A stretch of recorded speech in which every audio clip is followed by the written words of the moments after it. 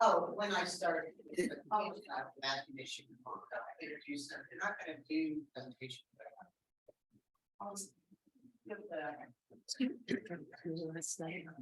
I don't think so, but I might have. So can I call the meeting to order, Lee? Okay, thanks. Good morning, everyone. It's my pleasure to call to order the special Tiburon Town Council meeting for Thursday, April 20th, 2023. Can we have a roll call, please? Councilmember Thier, Present. Councilmember Wellner, Here. Vice Mayor Fredericks, here, and Mayor Ryan. Here, thank you. And then do you need to instruct the public on how to participate? Sure. Thanks. Yeah. If you're calling in on Zoom and would like to make a comment during this meeting, please use the raise hand feature of Zoom, which will indicate to me you'd like to make a comment. You can find the raise hand button on your webinar controls bar on the bottom of your Zoom window or smartphone screen. If you're using Zoom, I'll invite you to turn your camera and microphone on to address the council. Please accept the request from the Zoom host that you're being promoted to a panelist. If you're calling in using a phone, you can dial *9 to raise your hand. Thank you. And with that, we can go right into our agenda. And our first item for discussion is the general plan adoption study session.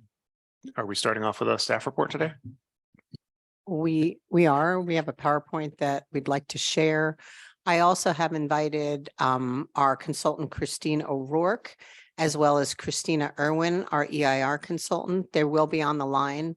I'll do a brief overview, and then as we're asking questions, if they need to add to that or answer your questions or any questions from the public, we'd be happy to have them come online. So with that.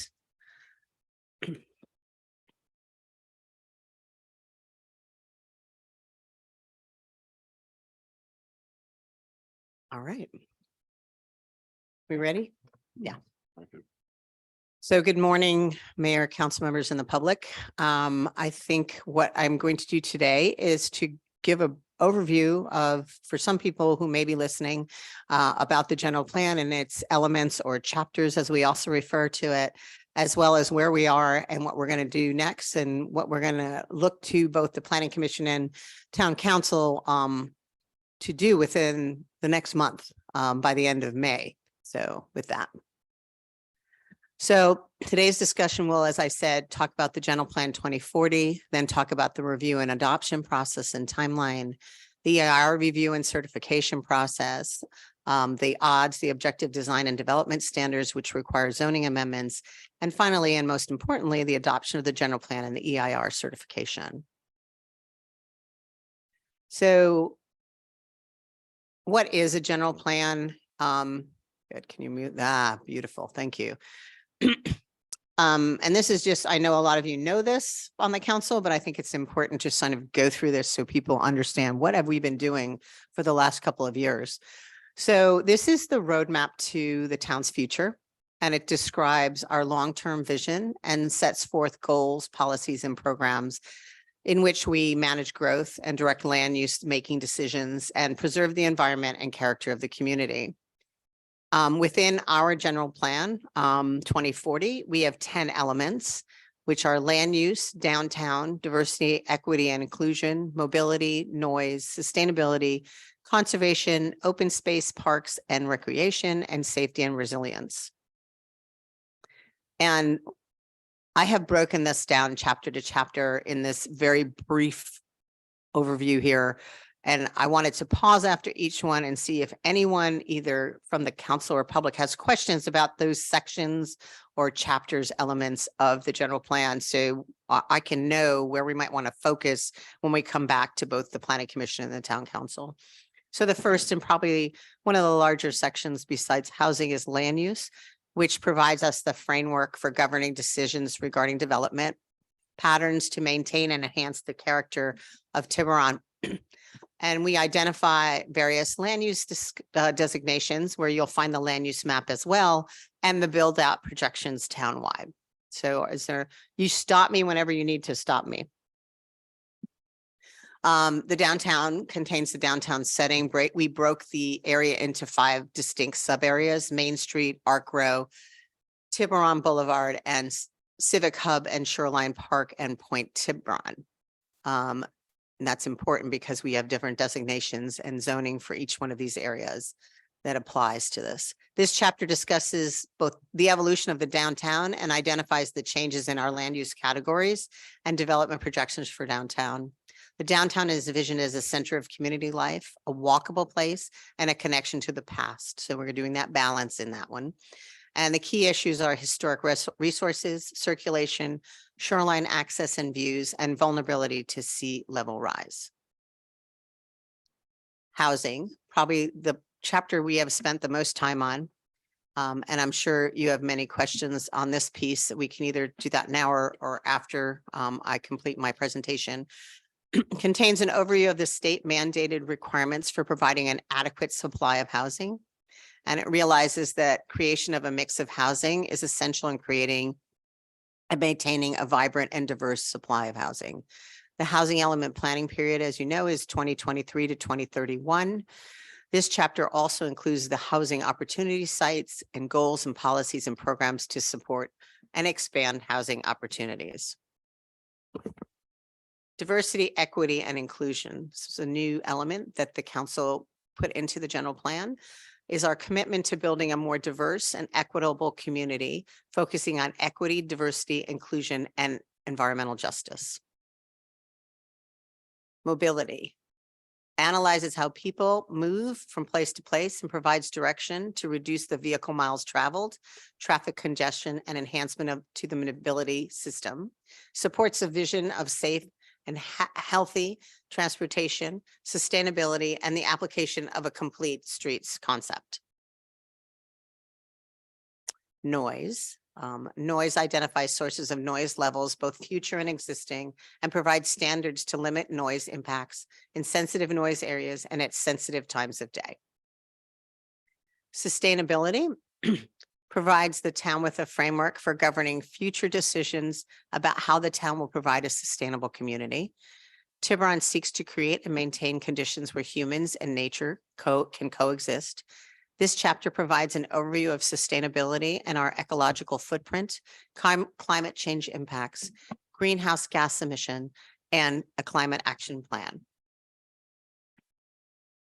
Conservation discusses how to make decisions that will protect, conserve, and maintain natural and cultural resources, describes natural communities and ecological resources, watersheds, waterways, water quality, air quality, and cultural and historical resources. Open space, parks, and recreation, sustaining open space and parks, protection of existing open space and parkland, as well as discouraging conversion, of natural uses for development. Safety and resilience provides a framework for protecting the community from natural and man-made hazards, includes hazard mitigation and emergency preparedness, seismic and geological, fire and flood hazards, sea level rise, and public safety. So that's the overview. And now we're going to move to the general plan 2040 schedule. So currently we are in phase 3. You have done a great deal of work in both phase 1 and phase 2, where we had a number of community workshops. We evaluated the staff and the existing general plan. We created our website, social media, put out a number of stakeholder interviews and focus groups. And we've arrived here at this draft general plan stage, where there's the draft general plan circulating as well as the draft environmental impact report. We have scheduled an open house on April 29th where the consultants and staff will be available to discuss with the community. And we invite people to come in an informal setting to talk with us. And then in May, we'll be having meetings with the commission and town council to discuss adoption of both the general plan and the EIR. So here is the open house bulletin that we sent out, both in Tib Talk. It's been in the ARC, and we've have it out on social media. Actually have received quite a few questions about the format and how they can attend. So I'm hoping for at least a large enough crowd for a Saturday morning for us to really benefit from this. And So sorry, now, can I ask a question on that one? sure. So, I realized we're only 9 days away from doing that. But Yes. is there a way for you guys to create a document or a summary of the substantive changes in the elements that we've had in the past, so that the public can digest, can like look at that first to see what are material changes, or is that going to be hard to do? Because I feel like it would be easier for them to digest if they could see something like that, as opposed to having to read that on a Saturday. You know, It's only 2/3 of it. you know what I mean?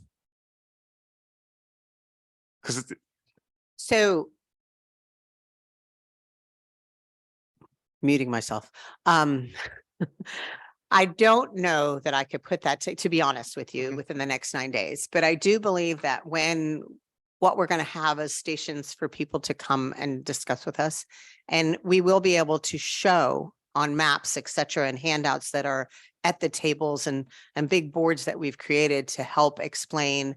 Most definitely, I think people will be interested in the land use, the downtown, and the housing pieces. agreed. And so we do have that sort of, I want to say, dialed down to the point of, you can see the various housing sites. You can understand this was a parking lot, or this is this site over here.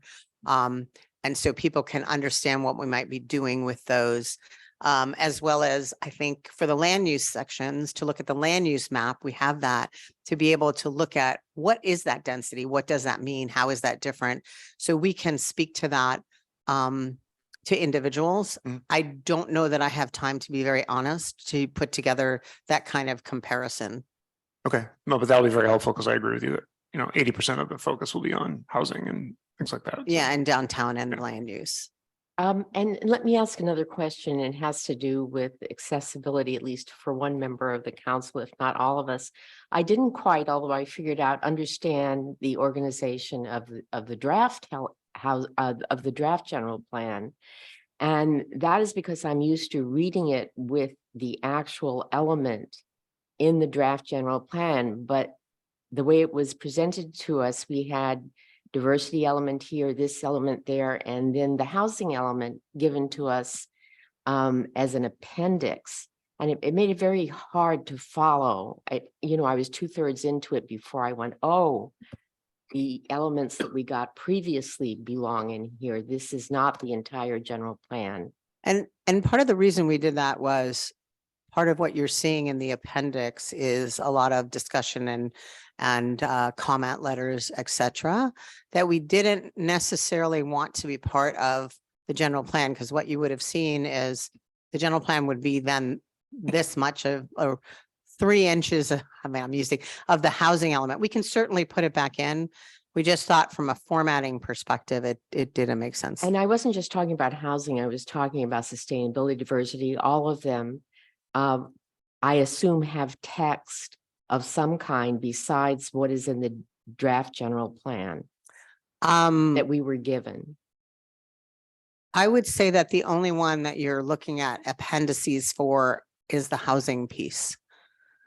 So the diversity element itself that we got as a draft is the same It should be the Separately same as that what is in is- the general plan. as what is in the draft general. plan. Yeah, so all of the documents that I had posted, I believe in November, that we had completed and went through a process are the same documents that are within the general plan at this time. And the only exception is the housing element. Yes, because Thank we've been you. going through so many iterations with HCD, as well as the comments that came back. We were trying to figure out how do we make this general plan last for the time that it is versus just the 8 years.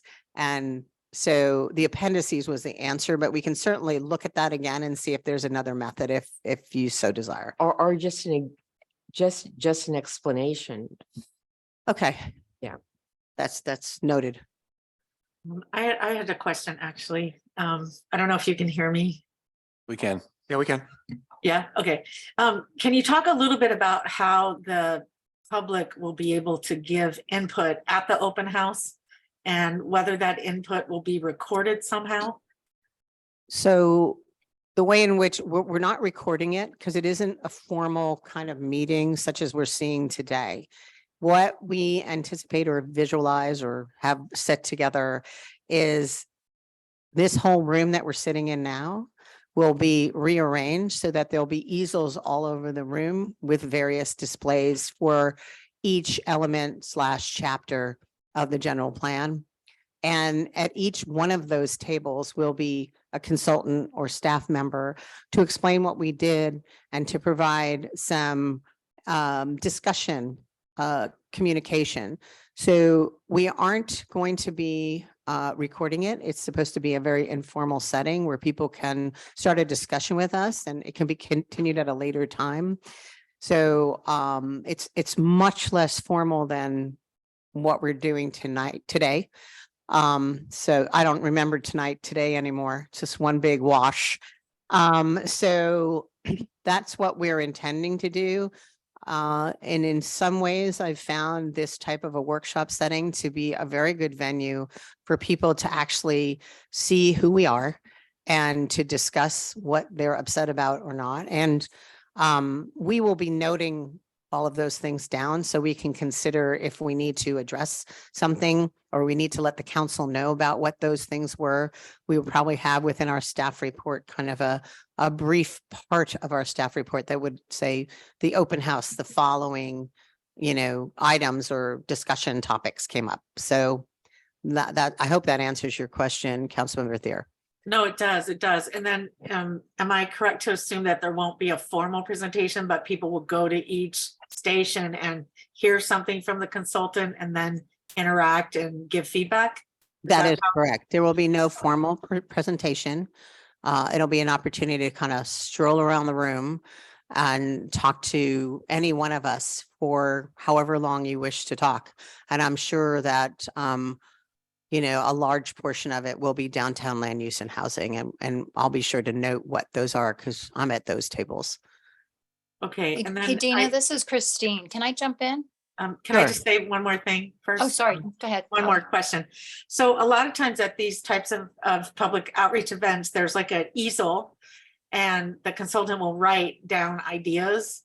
Will that be happening? Yes. And Yes, if there will so, be. could we get that, just together as ideas? Yeah, so I Uh-huh. did omit that part. There will be Post-it notes and places for people to interact with either the maps or the things that are going on at the different stations.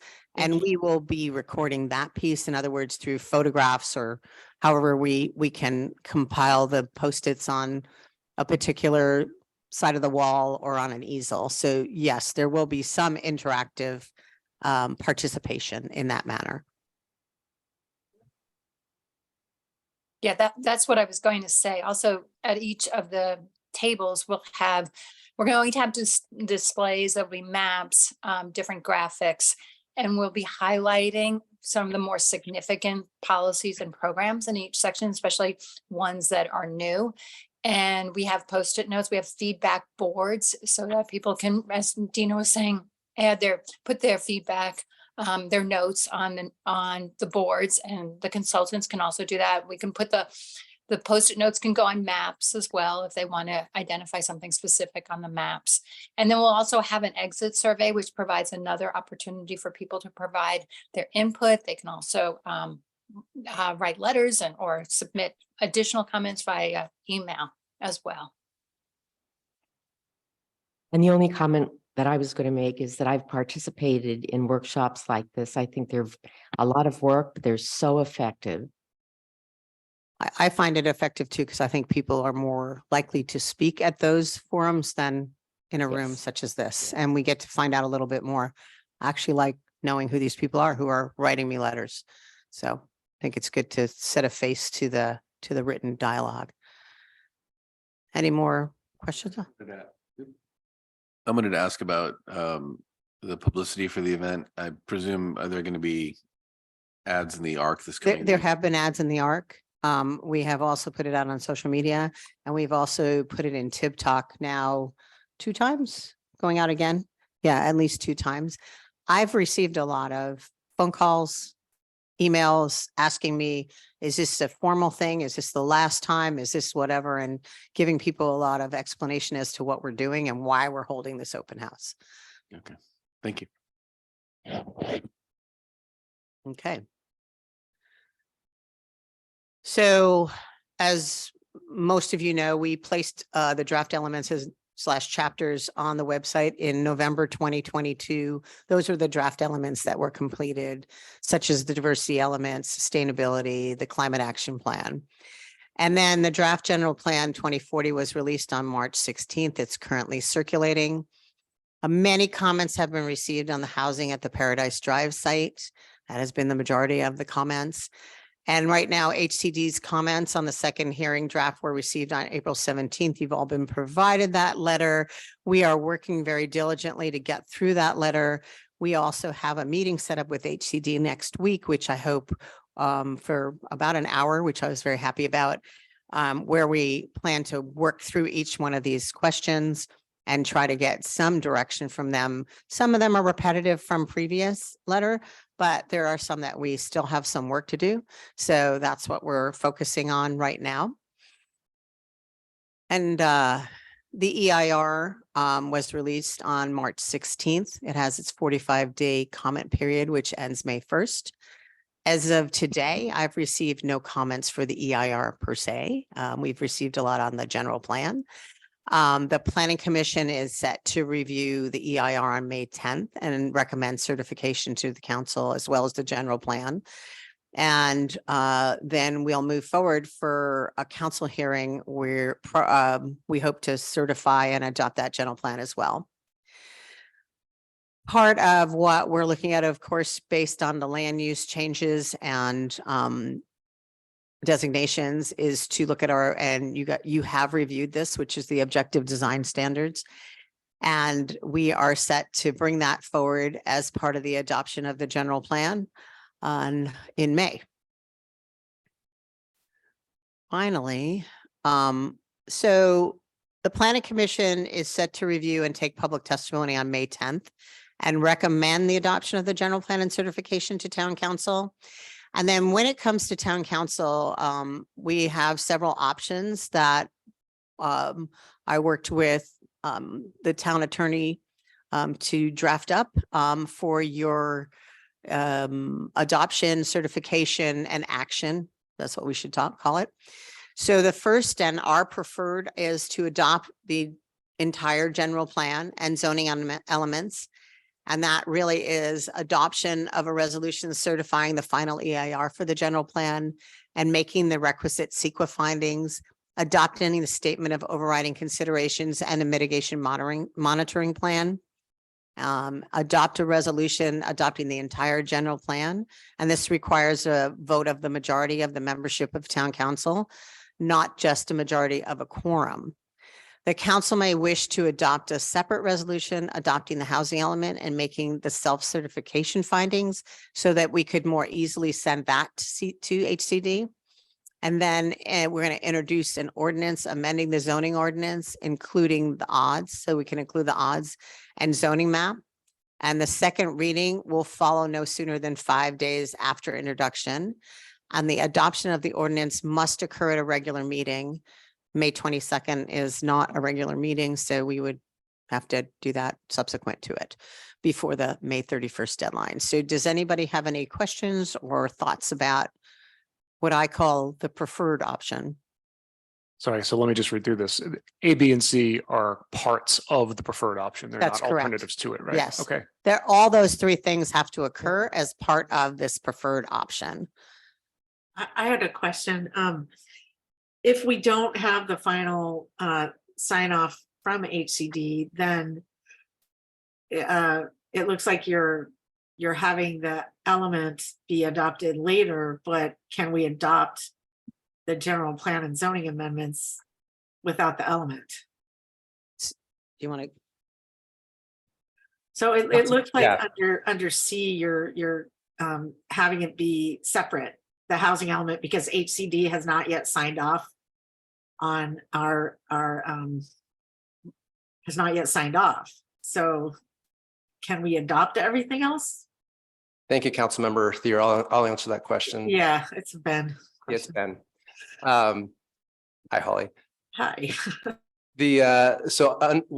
Under this preferred option, you are self-certifying, adopting the housing element. That's under subsection B of the slide. So you're also, on top of adopting the housing element, you also are then introducing the ordinances with the odds and the land use map. So under this option, we are going to be prepared on May 22nd to move forward with adopting the housing element, even though HCD has yet to conditionally approve our housing element. We are looking at their letter that we received on Monday, and we'll be prepared to address their comments at your May 22nd meeting. So you'll be in a position to self-certify. Okay, and then if they then make changes, then can we still make changes later, or? I mean, if after, so what's going to happen, assuming you adopt the housing element on May 22nd, we will send that to HCD for yet another round of communication with them. If they come back and don't give us the certification and require additional changes, we'll assess whether those are necessary and within within the authority of HCD to require. And if we come to the conclusion that they are, then the council will make another amendment to the housing element at that later date. So when we submit in May, HCD has 60 days to review our third submittal. So, what does that mean? So sometime at the end of July, we'll hear back from HCD and then assess whether or not we need to make further amendments to our housing element that we adopted in May. Okay, thank you. So just as on a follow-up, so in that interim between when we self-certify and get feedback from HCD, are we still vulnerable to the builder's remedy? Or we still have a good argument that we have a conforming? Correct. So our adoption of the housing element in May will and us not having an adopted housing element. So it'll get rid of the opportunity for someone to bring a developer's remedy application. All the HCD certification does is gives an irrebuttable presumption, but us adopting in May with the findings we're going to make in the resolution, we'll be able to establish if someone wants to later challenge us that we're not in compliance, that we are in fact in compliance. And if I may, someone who wants to bring the builder's remedy after we adopt, but before we're certified would, and correct me if I'm wrong, but they would be making the argument in court that we've adopted something that's not sufficient. And we would have to defend ourselves and say, no, we think it's sufficient. We wouldn't have the presumption of HCD behind us, but we would still be able to make that argument. So I guess the way I would characterize it is that prior to adoption, we're very vulnerable to the builder's remedy. After adoption, we're still vulnerable, but more protected. And then after certification, we're as protected as we can get. That's correct. Yeah. Great, thanks. Then we have second option, because we know things could go different ways. So we would adopt a resolution certifying the final EIR for the general plan, making the requisite CEQA findings, adopting the statement of overriding considerations and the mitigation monitoring plan, adopt a resolution adopting the entire housing element and land use element, which once again requires a vote of the majority of the membership of the town council, not just a majority of a quorum, introduce an ordinance amending the zoning ordinance, including the odds and zoning map, second reading and adoption to follow no sooner than 5 days after introduction at a regular meeting. and adopt the remaining elements of the general plan at a future date. So that's option number 2. And let me just add, let me give some context for these options. So option 1 is we do everything at the first meeting. Yeah. Option 2 is if something develops on one of the other elements that the council wants to further consider, but not delay the approval of the housing element, that's what option 2 is. Great, thank you. How many options are you going to show us? Yep. 3, okay. You get 3. You get 3 to choose from. Like 3. Column A, B, and C. We hope that we have a preferred choice, of course. We let that out of the bag early on. The third option is to adopt a resolution certifying the final EIR for the general plan, making the CEQA findings, adopting the statement of overriding considerations and the mitigation monitoring plan. Adopt a resolution adopting the housing element, which once again requires a vote of the majority of the membership of the town council. Adopt the remaining elements of the general plan at a future date and amend the zoning ordinance and which includes the odds and zoning map at a future date. The zoning changes needed to have adequate capacity to meet RENA must be completed by January 31st, 2024. So that just providing you what happens if you go this route, we have to still look at how to meet those numbers. Okay, so, Let me give some Oh. context to this one Yes. as well. okay, So on this one, the third option is you are just adopting the housing element. You're not going to be introducing the ordinance and getting that adopted, soon for the zoning changes and the zoning map. And the reason why this is the third option and is you're going to have a conversation about the housing element, which, as we talked about when we brought the odds forward earlier, there's some holes in our existing odds, and we'd like to plug those holes up as soon as possible. So that's why the second option includes everything, the odds, the zoning map, and the housing element. But the odds are very complex and a lot of details associated with it. So if you feel like you need more time, this is the third option. We'll tackle that next, right after the adopting the housing element, if you don't feel ready at your May 22nd meeting to introduce that ordinance. and even after we adopt the housing element, there are certain developments that could be proposed that would not allow for discretionary review. And therefore the odds are important because they provide restrictions for those ministerial approvals of affordable housing projects. Is that correct? Projects on the properties listed in your housing inventory list. Right. So, right, if there were any of the housing inventory properties and there's 20% affordable housing, then they don't have discretionary review. And so the odds protect us in the sense that they provide basic rules about how things get built in that circumstance. Is that right? That's correct. So it's our rubber ducky life raft. Yes, I mean, again, the preferred option is, as Dina explained, is our first option. Let's do everything on May 22nd.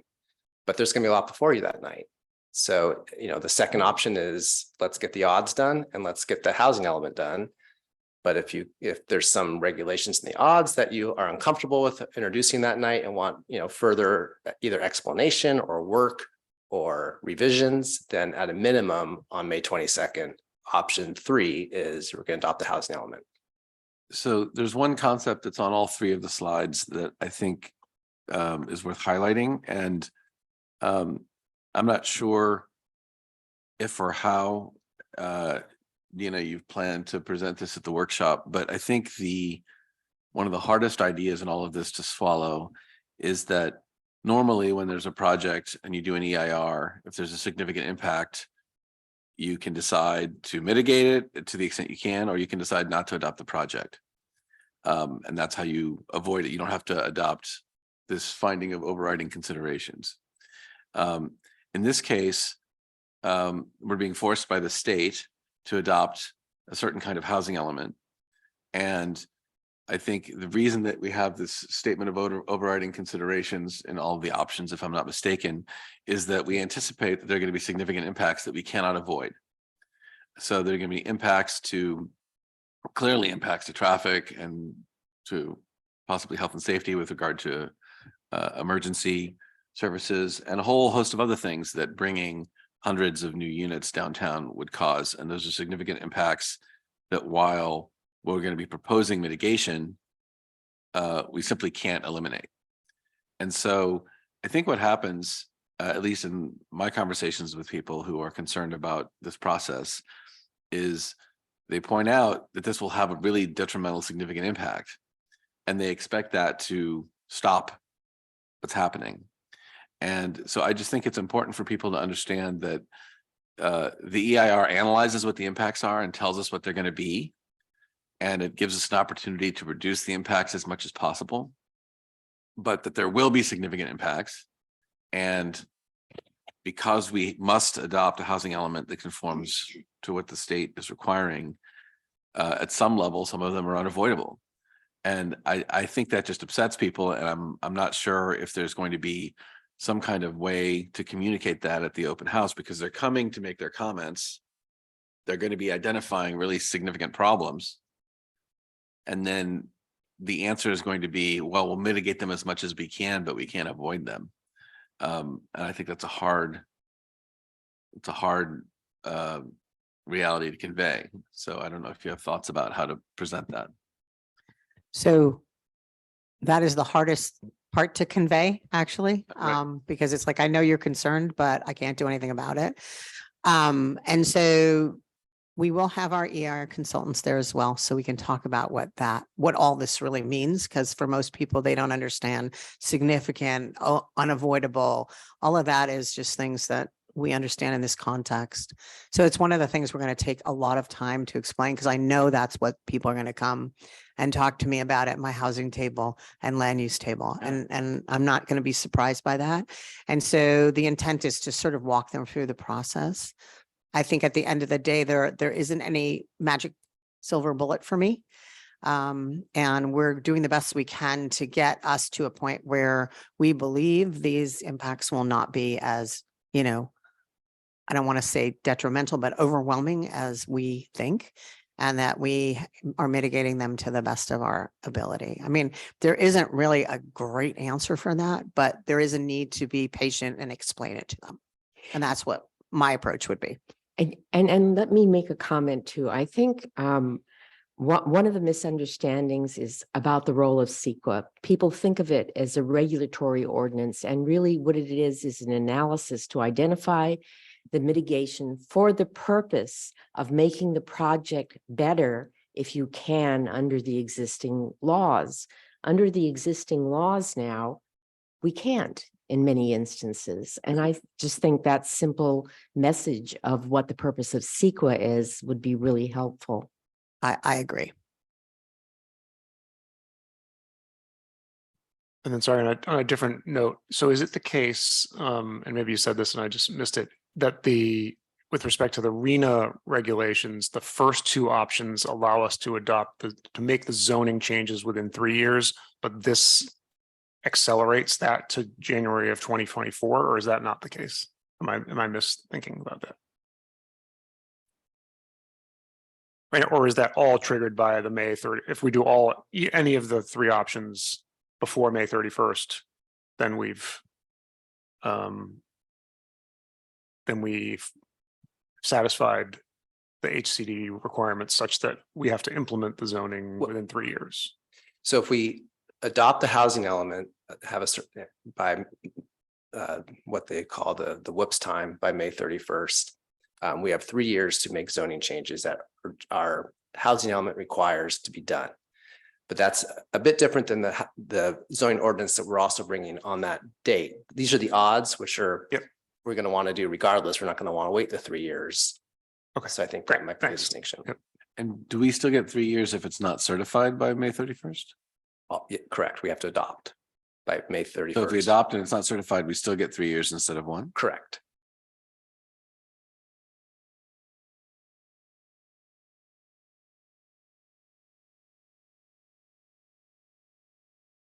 All right. So I don't have this. There's no more options, just questions. So there's no more options for you any longer. I only had 3 in our hat. But I'm happy to answer any other questions or concerns or if you want to provide me any additional direction with respect to April 29th for the workshop, I think so far that's been a great discussion. Any questions that you had while reading my favorite book, The General Plan? I would like to ask, so obviously housing is the big focus this year. Of the other elements, have you received any comments of note regarding particularly our two new elements, sustainability and diversity? Absolutely not. Okay. We haven't received any letters of support or negative comments on any of the elements, except for the housing element with respect to the majority of my comments have been either the Paradise site or just don't do any of it. So I'm not surprised by a lot No, of that's that. fine. I just was And- curious if anything else had become a, No, nothing else has Source become a of hot focus. button that I know to date. What does happen sometimes is you get it the last day. We haven't received any comments on the EIR yet. Even from the agencies, but usually the agencies are like, so we're looking at May 1st is the deadline. So probably the end of April 29th, we'll get it, or April 28th. So I have seen a number of letters. I guess the letters that we're receiving have to do with the element and not the EIR. Is that what that's you're saying? correct. Has to do with the housing element, not the EIR. I see. And I know you mentioned this in a previous slide, but can you just remind me, so what is the planning commission's role in this? I know you proposed on the proposed timeline, they had a May 10th meeting. They recommend certification of the EIR and adoption of the general plan. So they're the recommending body. So they're going to hold a hearing. We're going to go through a similar kind of overview that we will go with you. And then they do have an action. Right, they provide the advanced vetting. That's And- correct. And I guess my question was leading in that now, the question is now, have they been able, are they sort of up to speed so that they can make that recommendation on the 10th? I don't, because obviously this is just an overwhelming amount of stuff. So is their piece digestible by the 10th? I guess I have a most magnificent planning I commission. totally agree. And they do a lot of reading and discussing with me throughout this process. I've been in touch with them. So it's a huge, big mountain, but they have climbed it pretty well as we've been bringing them separate elements that we would bring to you. We also brought to them. So for the majority of it, they've been involved step by step, very detailed in it. So I'm confident that we're only slating that one thing for them to do that night. And I'm confident that they can do it. Great. Thanks for that reassurance. I appreciate Sure. it.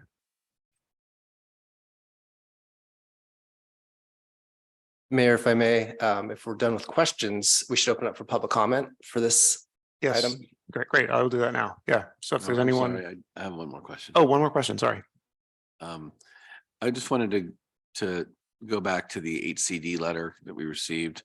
And I'm not sure how, how you can rate this for us if it's, scale of 1 to 10 or so, but I guess I'm trying to figure out how closely that letter conformed to what you were expecting to get back and whether or not you think we're close to certification or, we have a long way to go.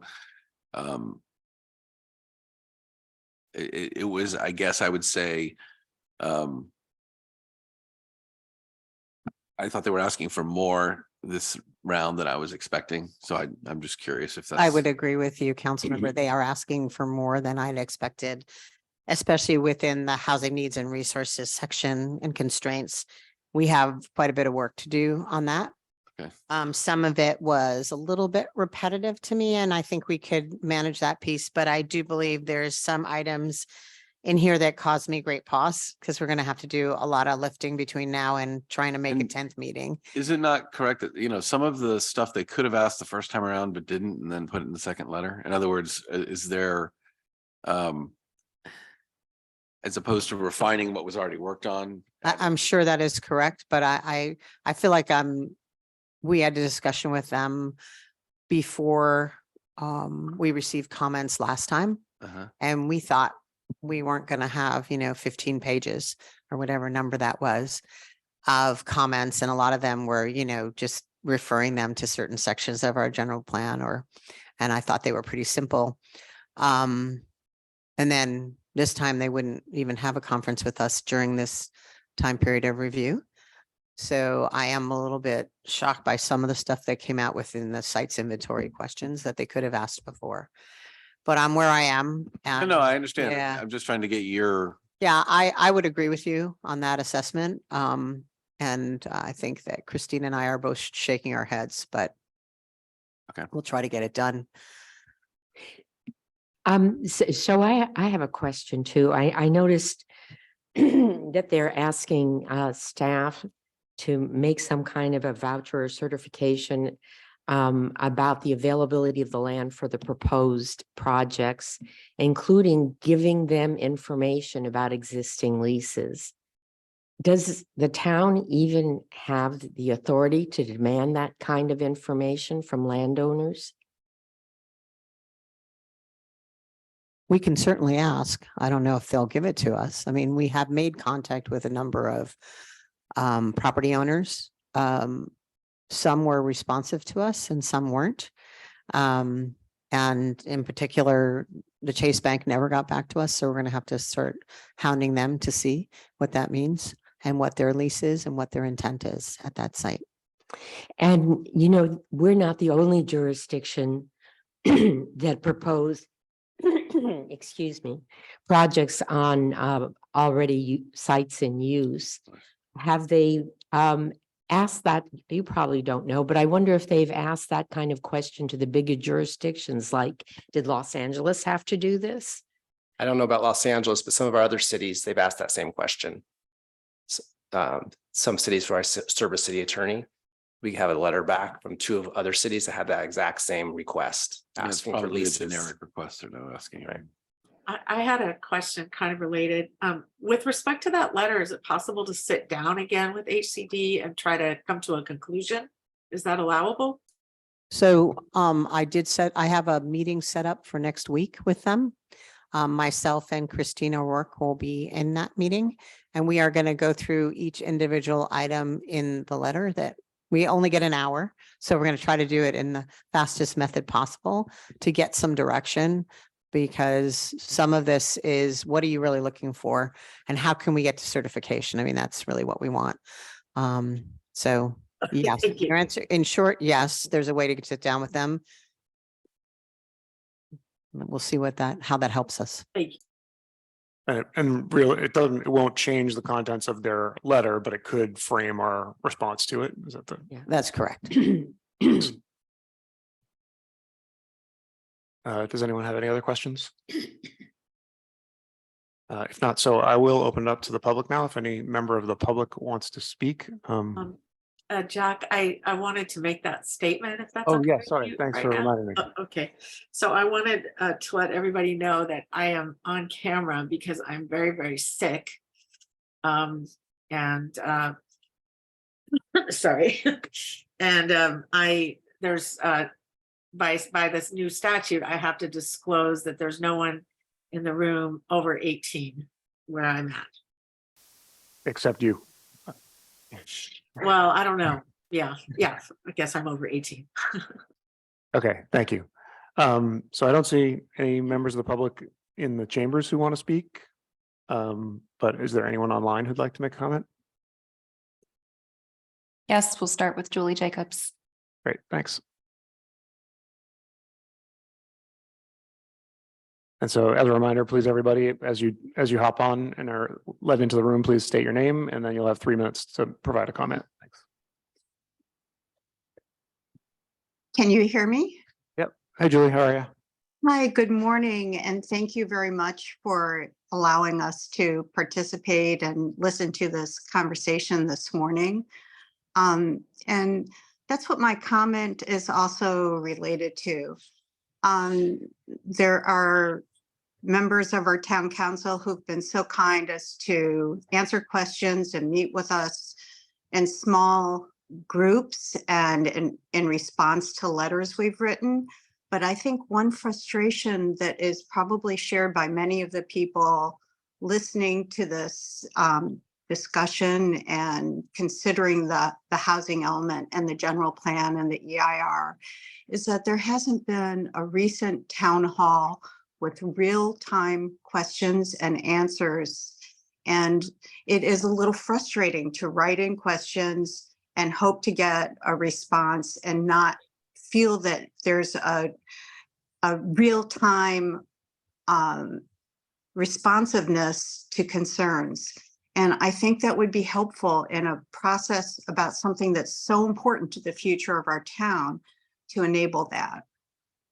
I think what's planned for the 29th with different stations and maybe drawings is not the same as having a chance for the community to ask questions and have them answered, perhaps with models of what things are going to look like if this plan is enacted. That could greatly increase the comprehension of what we're discussing. Thank you so much. Thanks, Julie.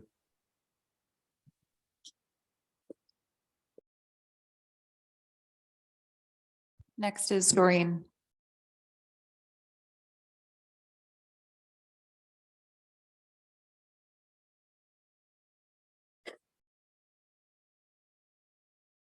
Hi, can you hear me? Yeah. Hi, Doreen. Welcome. Hi. I just wanted to join in Julie's statement because I was a little surprised today to hear what the open house is going to be. I did think it was going to be something where there would be some presentation and summarizing, particularly with respect to the EIR, which I think is so confusing. I think a lot of us feel like it's largely irrelevant, which is why I haven't commented yet. But in any event, my only point is I was really hoping and expecting that this open house would be more of an opportunity for us to ask questions and get them answered. And I'm a little concerned now that this is just going to be, if there's too many people, you're just going to have to wait in line until you can talk to someone because they'll be busy talking to someone else. And anyway, so I also think it would be very helpful to have a different type of formatted town hall meeting with questions. Thank you. Thank you, Doreen. Anybody else, Julie? Next is Kathy S. Okay.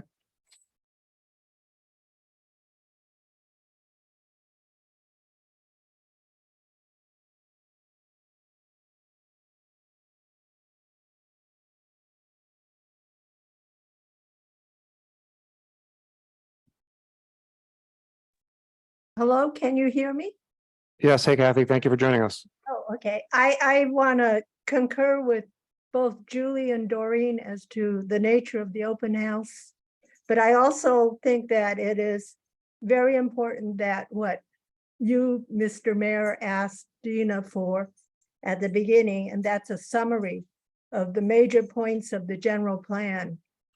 Because it is very hard to read both the general plan and the environmental impact report, which are like, I think 1,000 pages if you add everything up.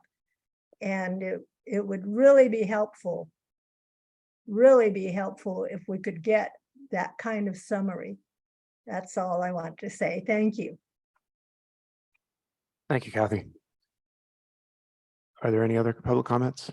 Seeing none. Okay, so I'll close public comment period at this time. And I just want to make one comment, and then I think that I am much more optimistic about the open house on the 29th.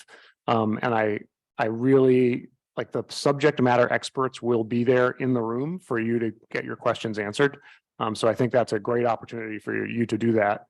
I would kind of like to think that we'd have lines of people coming to see and avail themselves of the expertise. I just don't necessarily think that'll happen. So I think you'll have plenty of opportunity to get your questions answered.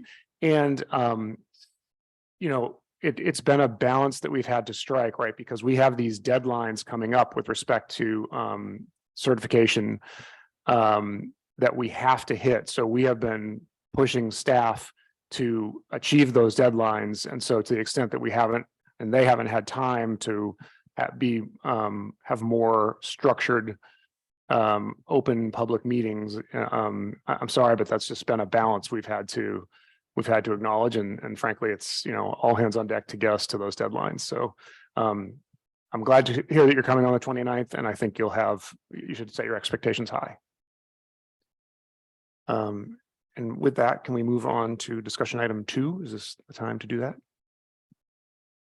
Yes, absolutely. If you give us just a minute or two, we're going to switch some presentations. Yeah, sure. If anyone wants to get up and get some Yeah, coffee you or actually tea. maybe take a couple of minute break. Would that be useful for people? Great, thanks. Yeah.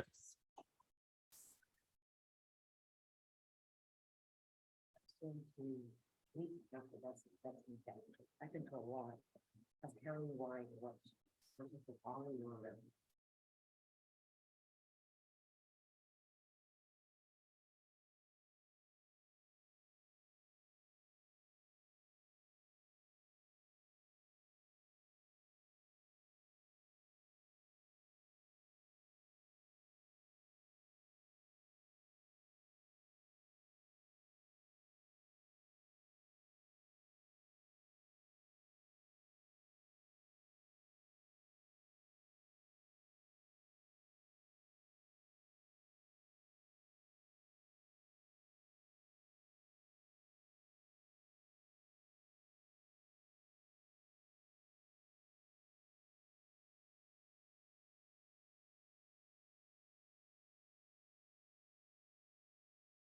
Yeah.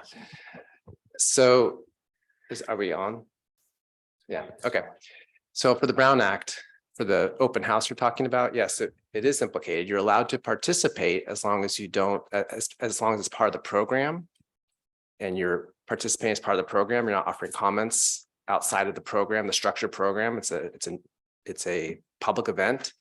And there's a Brown Act exception, as long as a majority doesn't congregate together and talk amongst yourselves about those issues. Number one. Number two, you can't be talking outside of the program. So, if a council member gets up with a mic right there and starts talking about the housing element, that would not be allowed.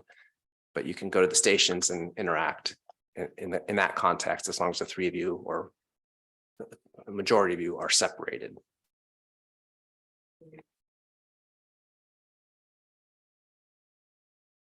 Just stay away from each other. Thank you.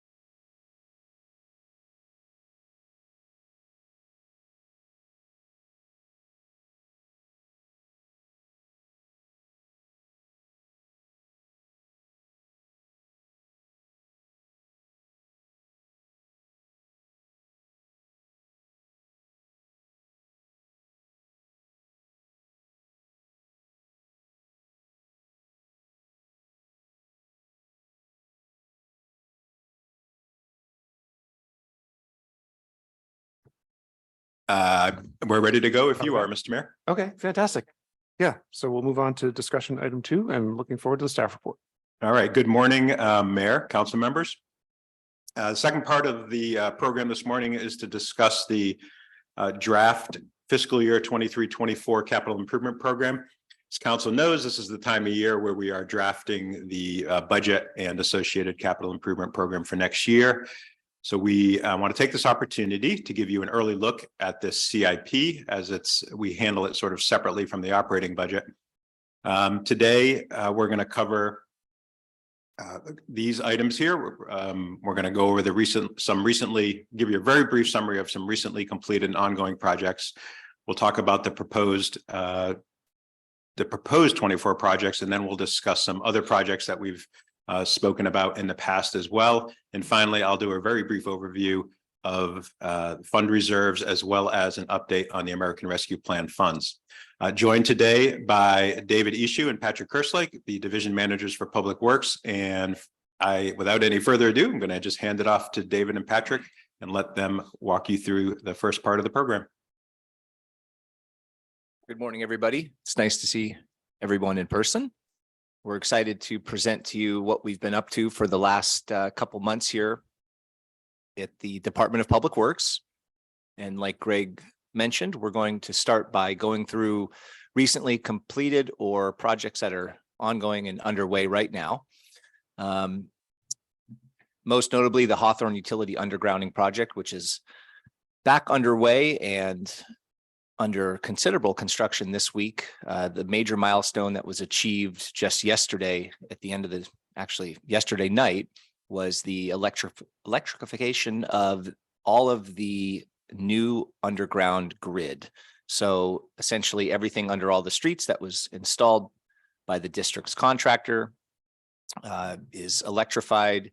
And the next phase that will be starting up likely in the next week or two will be service transfers from each property, essentially changing their electric connection from overhead feed to underground feed. And that's a process that we expect will probably take about a month, more or less. We don't have a hard deadline, but of course the incentive is to get everybody to get their work done as promptly as possible, so that the question that gets asked at least weekly of David and I, when will the poles come down, can start. So we'll have some more updates on that project going out on the Hawthorne Utility Undergrounding webpage that we created within the town website. And we also plan on some information getting pushed out to the residents within the district, likely next week, both through email and written mailers. And the other thing that's notable with this project to mention is that we don't anticipate any other work on Tiburon Boulevard except for when the pole removals will occur, but that would be within another month or two at least, probably this summer, likely when school is out. Project's been going very smoothly. So transitioning into the project categories that we have within kind of the organizational structure of the CIP, we have streets, drainage and community projects. These are the projects that are either have been completed or are underway right now. And it's noteworthy that the capital improvement plan for fiscal year 22-23 had a lot of street paving projects and other things that have been delayed. And we'll explain that a little bit more in subsequent slides, why some of these lists may look a little bit different than what was on this year's proposed plan. 2 streets projects that were completed this year were the Delmar neighborhood crossing improvements, which was a project that David was responsible for and I think was fully grant funded. Yes, so this project was fully grant funded for design and construction. And it was completed over the last summer. It included bulb outs, striping, pedestrian safety, and a few corrections to some drainage issues that we had on Avenida Miraflores at Felipa. So that project went smoothly with a new contractor that was working here in Tiburon for the first time this year out of the South Bay. Mercosa Construction Company, and received made a lot of changes out in the field on the fly, which went smoothly with the engineer and the contractor, but the project came in at budget. The grant covered all construction costs, engineering costs, and construction management costs as well, pay all through the TAM grant that we received for the Safe Routes to School projects. So that project is completed at this point, and even with the heavy rains that we had this winter, we received, I know I have not received, and I believe Patrick, you haven't received, we received 0 complaints about drainage and flow of storm drain water out there. And the next project on list here, we're not going to talk about specific locations or projects, but it's noteworthy that every year the Department of Public Works undertakes a variety of concrete and pavement repair projects. Some of the projects are planned and some are more unexpected in nature, things that come up like potholes or sidewalks that fall apart, things that we just address generally as they come up, and they're fairly minor in nature. On the park side, there's a handful of projects here, some that are completed and some that are still in the planning and design phase, but are worth talking about. Of course, we have our open space vegetation management program. I think that was discussed actually last night.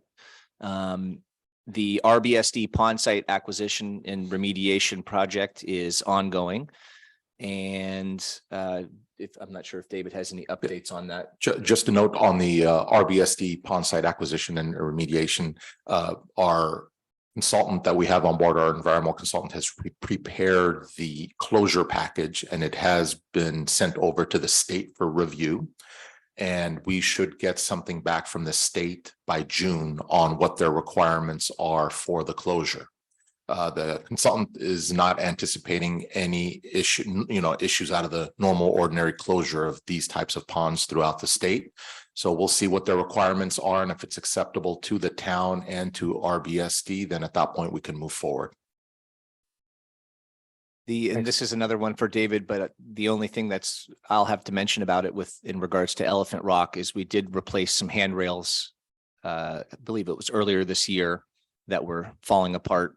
And David's been working on the investigation and analysis of the site. Yes, so for Elephant Rock, we'll continue talking about this as we get to the slide further in the presentation. But we did go out and we received an analysis of the current state of Elephant Rock, and our consultant has provided us with 4 actual alternatives on how we can remediate the issues there at Elephant Rock. And then we can discuss if this is something town council wants to move forward for and which option they would like to see happen. All these options are viable, from repair that would cost close to about $500,000 to total reconstruction, which is in the couple millions, to an actual abandonment of the pier that is leading to the Elephant Rock with a scenic overlook view over the bay right next to it, as being another option to move forward. So we'll continue discussing that when we get to that slide. And another project that I believe we may have put on the CIP last year just for everyone's awareness, but that didn't necessarily have any financial impact to the town, was the Blackie's Pasture Beach Restoration Project. That's a project we're doing in collaboration with folks at the County of Marin and other Bay Area regulatory agencies. David's been working on that as well. Yeah, so on the Blackie's Pasture Beach Restoration, we are currently working with BCDC right now on the shoreline features that are proposed out there, and also additional, if we can add any additional beach access with this proposed plan. So that's a meeting we're going to have with BCDC in May. But the county currently is right around the 50% mark with their design of this beach restoration. And as we near the 75 to 85, we'll come back with an update. And is this the same project where they changed the name? They didn't. Correct. What's it? What do they call it? Do you know? Brunini. The Brunini Beach or the Saltworks. I'm trying to think of the various different. It doesn't matter. I just want, it's the same one. It's the same one when Roger Leventhal had came and presented. Okay. Yes. May I ask a question as you go, or do Sure. you? So with respect to this, it was originally planned as a sea level rise sustainability project, right? With a great, and what is the concept of increasing use of the beach as a recreational area? And doesn't that conflict with some of the goals of sustainability?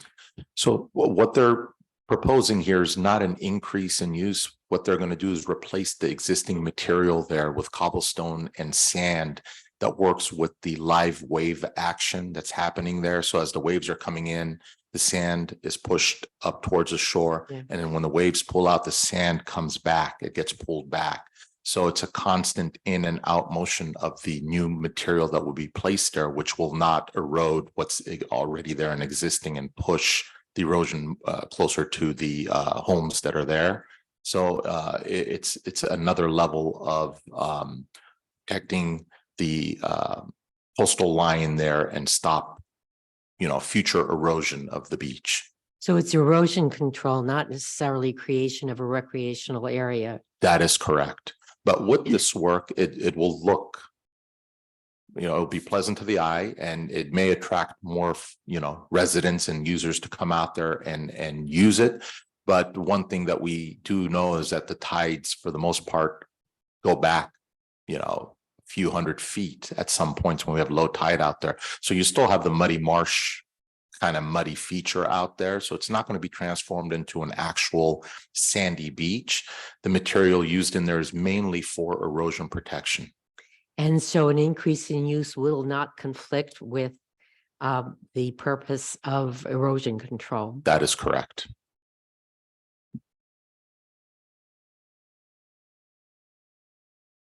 So the next area we're going to talk about is drainage projects that are currently underway or have been completed.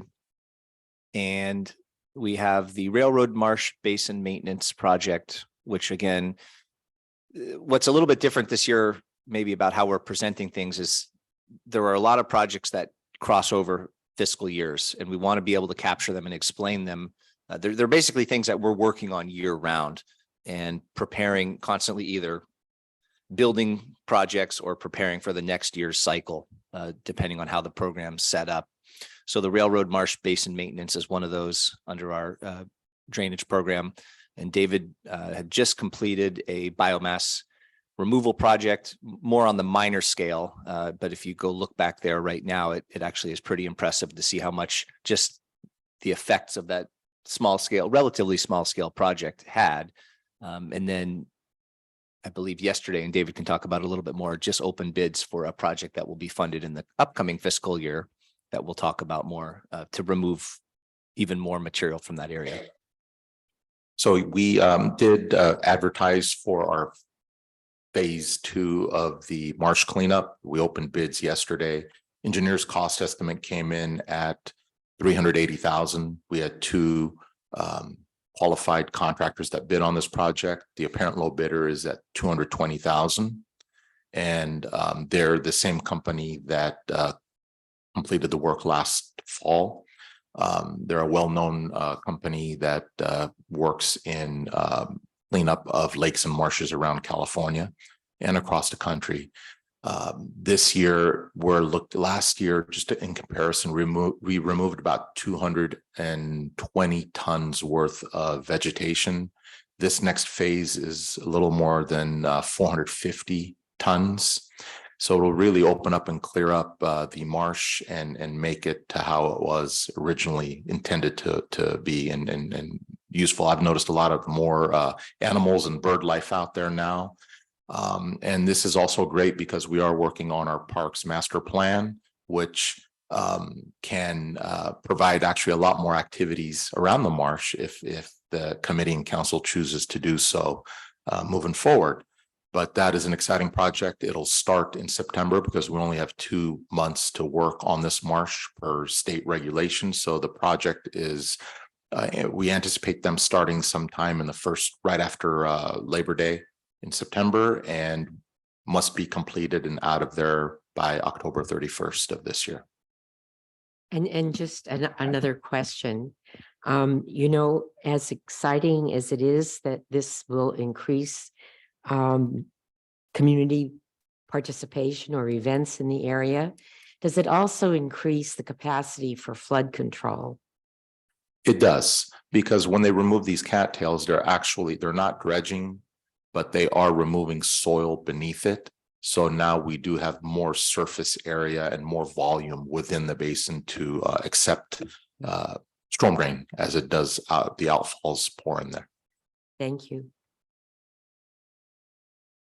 So carrying on with the storm drain maintenance and rehabilitation ongoing programs, the second item here, storm drain rehabilitation. We have a project that's been in design for probably about the last at least 6 months. A project that's going to be featured here in subsequent slides to rehabilitate a selection of storm drain segments throughout town. This picture here is a storm drain pipe that runs under the old rail trail. And you can see, I'm sure you all have seen these photos before, where the corrugated metal pipe is completely missing its bottom based upon age and corrosion. And this is a typical type of pipe segment that we would be either replacing or rehabilitating to protect the integrity of our stormwater conveyance system.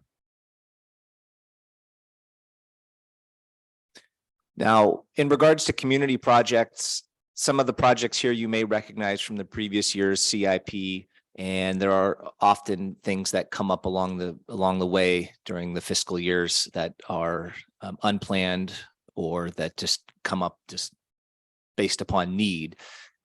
So there's a variety of projects here. I'm not going to talk about all of them, but as you can tell, the projects range in where they're performed. A lot of facility type projects. We had some work at Dairy Knoll that has already been completed, some that's planned to happen before the end of this fiscal year. We had work to be done on some of the town-owned marsh condos, some work at the police department, as well as the town hall and the corporation yard. I think probably the most notable project I have in here to talk about very briefly is the IT infrastructure upgrades project, which is nearing completion and was a project that basically replaced every network component within all three of the town facilities, town hall, police department, and the corporation yard. And it really upgraded everything to current standards and something that's a lot more robust, secure, and that will allow us better functionality over the next couple of years.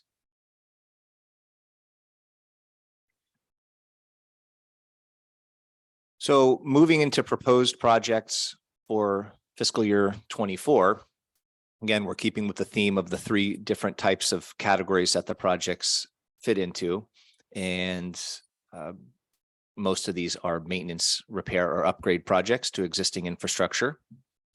And we'll cover each section and talk about the projects in some more detail, and everyone can ask questions if they have any. So this also is in, if you guys have your booklets, these projects are listed if it's easier to follow along that way. This would be on page 12. And we have street improvement projects here. What I'll do is go through these. I'm not going to read them off all now. We basically have a project slide for each one of these projects that we can go over that gives a little bit more detail as to what we're trying to achieve with each of them. And some of these are also related to our ongoing programs. And some of them may not have projects ready to go yet, but things that we anticipate that are coming up. So here, this is the annual bicycle and pedestrian improvements, I think, which everyone here is pretty well familiar with. And we have about $50,000 a year that we spend on these types of improvements.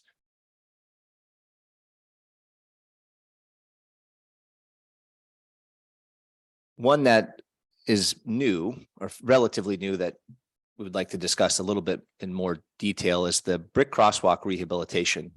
Something that's been on the Department of Public Works radar for several years.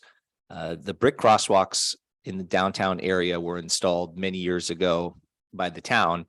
And through a maintenance agreement we have with Caltrans, they are considered a non-standard feature within Tiburon Boulevard that the town is responsible for maintaining. And these crosswalks are starting to show their age and degrading quite a bit.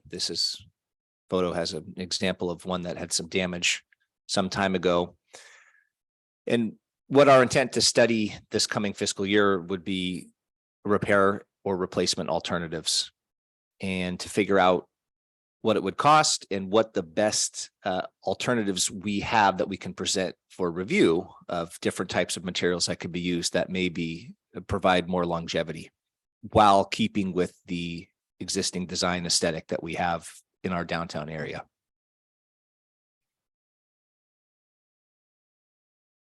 I think I've been on the council long enough to get to say I told you so at least once. You know, as aesthetically pleasing as the actual brick crosswalks were, Yes. I've always been concerned about the maintenance of them. And at the time that we first discussed them, and that was a while ago before they were installed, what was available was stamped concrete that actually, is that still available? And that's one of the design alternatives that we're looking into, both stamped concrete and stamped asphalt. And I've seen some case studies or some areas within the Bay Area where it's been installed and the technology is, it's virtually undetectable to users that there would be a difference in material. Thank you. I'm not surprised that you're on it. So another one, I believe that was on this year's capital improvement, the current year's capital improvement program was the Main Street seawall repairs. This is some of these projects we haven't gotten to yet. So we would be basically carrying them over or re-requesting funding for this coming fiscal year. And this is a maintenance project to take care of the seawall or elevated roadway section where the old drawbridge was on Main Street between Beach Road and Bellevue, right there by Corinthian Island. So there's a suspended or a roadway that's over the water, and the steel, basically the water, salt water, bay water goes underneath, and the steel supporting the structure needs to be protected so that it doesn't degrade. So this is something that we're actually working on a design right now, and then we would be intending on doing construction this coming fiscal year.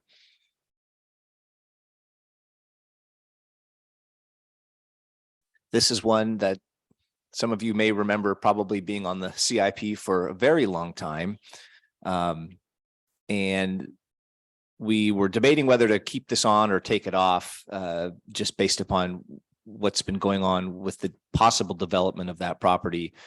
And the one update I can provide is it sounds like, and this is again on this as well, is that recently the property owner's representative for this property has indicated that they may be submitting a design to the town for development of the property. And for those of you who aren't familiar, the reason this project exists is we have a roadway section on Paradise Drive where the piers supporting the roadway have suffered some erosion. And it's been something that we are, jump in if I miss anything, but the town would, as the property is developed, the town would have to correct this with cooperation of the property owner that's doing the development. The property's been, I think, on and off the market, and there's been different discussions of things over the years, but it sounds like perhaps something may be moving forward soon. That is correct. So we have a proposal, a brand new proposal from Miller Pacific, an updated plan on how to correct and stabilize Paradise Drive. And it'll require us to utilize the private property to get in there and construct the new wall that we're going to have beneath Paradise Drive with some new soiled anchored nails. The previous plan that was developed back in 2007, part of the design was on private property. So this new design that we just updated last year removes all of the material that would be on private property. So the repair and fix would be solely on town right of way, but we do need the property owner's cooperation to get in there and utilize the hillside or the steep side there to make those repairs. And we will work in conjunction with the new property owner and their development to give us, right of entry. And we would have to get in there before they start their work and make these repairs, and they'd come in right after us.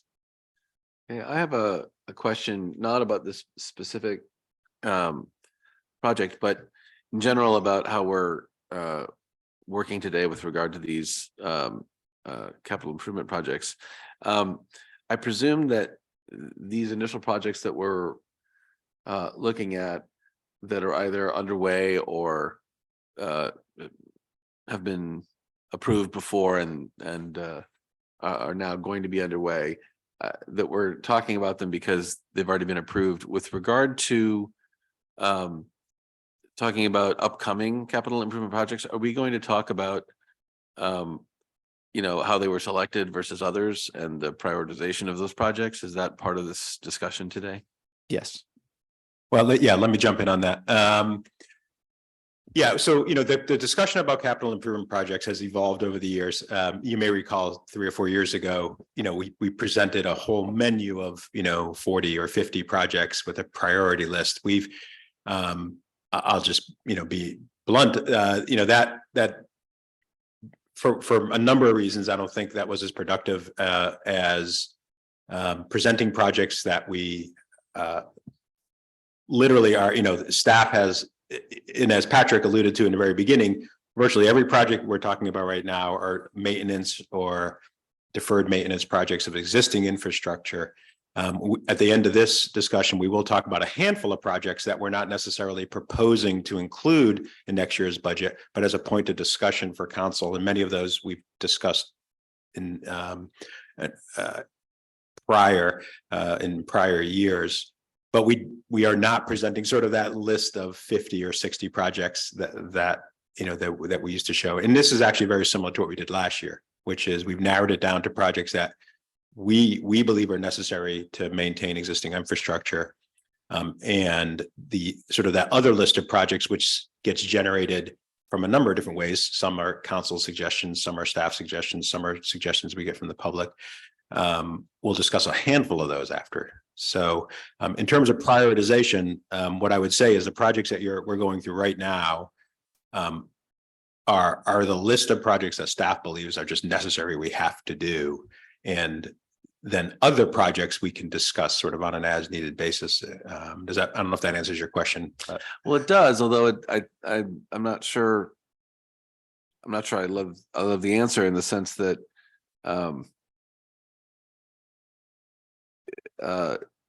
absolutely we should understand the projects that we need to do and that we're either doing to kind of maintain the town or to deal with some kind of emergency. And then, we have these reserve funds, right, that we use for more optional projects. And it's useful for that discussion to happen with the council. So to the extent that, I don't necessarily want to see a list of 50 projects that we prioritize like we did before.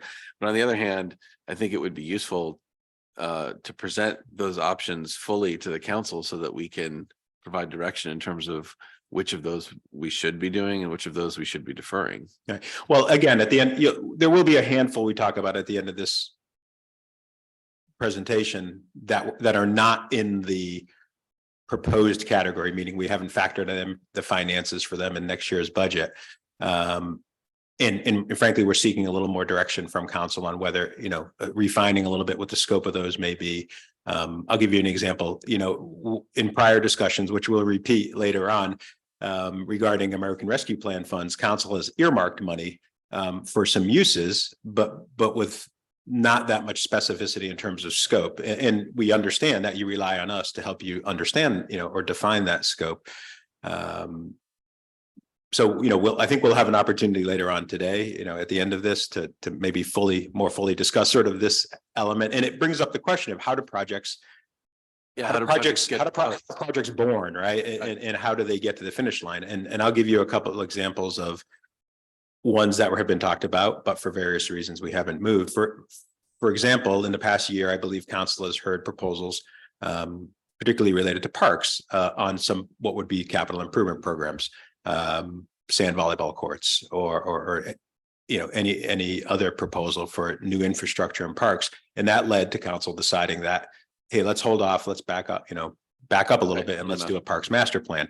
And we would fully expect that parks master plan would generate potentially some projects that council would consider in the future. So, I mean, I think it's a great discussion to have, and I don't have the answer necessarily. And I think as a group, we sort of do need to talk about how do projects get created, and how do they get vetted and become part of this list, which is a list that we are literally including in the budget for your approval next year. So. Okay. Thank you. So the next area that we're going to talk about is probably the most comprehensive, and I'm going to try to explain it as simply as possible. But in summary, every year the town undertakes its pavement maintenance and rehabilitation program, which is funded annually. And generally we alternate between doing a slurry seal, like a pavement maintenance treatment and pavement rehabilitation. We alternate the nature of the projects every year. For the last couple of years, we got off that schedule a bit based upon other projects going on in town and some transition of staff and not receiving any bids on a couple of construction projects that we advertised for bids last year, which was virtually unprecedented. So we went back to the drawing board, and what we've come up with for this coming fiscal year is a combination of projects to catch us up to where we should be, and basically to get back on the cadence that we had been working on every year. And since the projects were not undertaken previously, the fund balances are all, the funds are available to get us to where we should be. So we plan to put out three street rehab projects this summer. One would be a very large slurry seal project.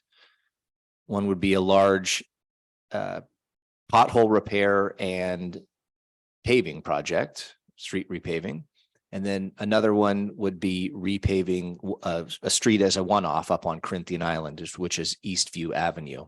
It's a very tricky street to work on, something that's been dilapidated and needing some improvement for quite some time. So there are three projects, and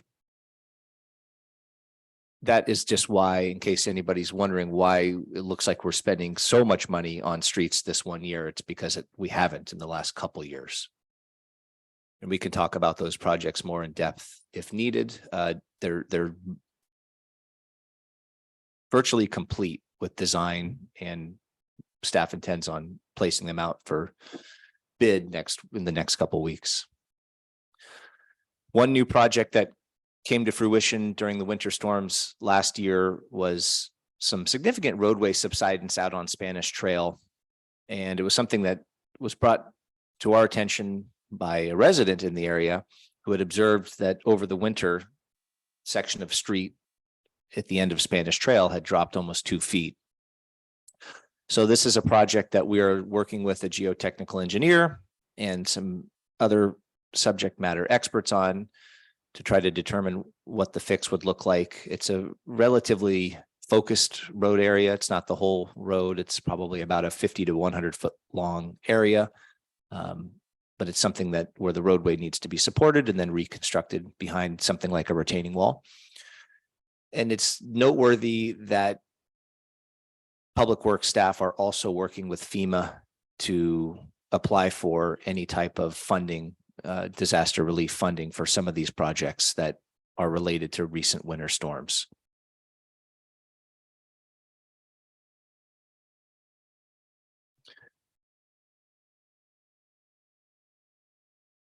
The next category is drainage improvement projects.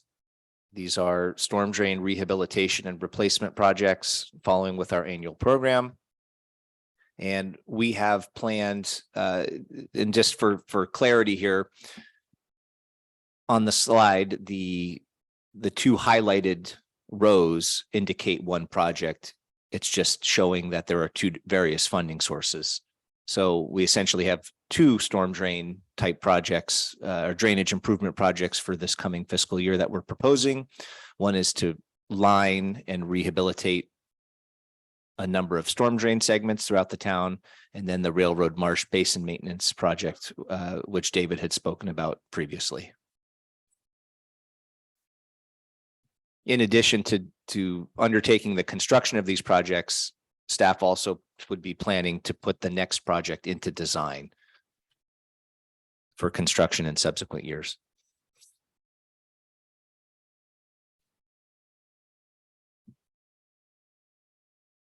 And again, this is one where, since we did not do a storm drain rehabilitation project this fiscal year, the amounts for the annual program would exceed what we normally would spend.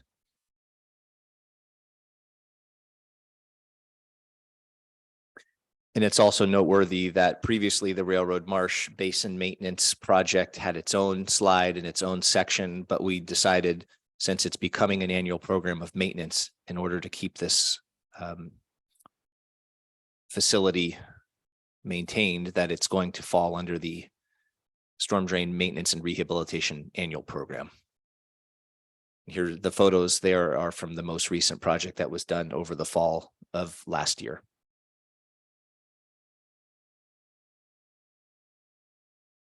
I want to note that you've seen some very nice drone photos. Patrick is an adept drone pilot as well, so we're able to get some great aerial shots in town for a variety of projects. Thank you. So the last section is consists of community and miscellaneous type projects, and generally lumped into two categories: buildings and facilities and park facilities. So this first slide covers projects that would fall under a building and facility type category. And I have slides for each of these that we'll go through, and then the others are park facilities.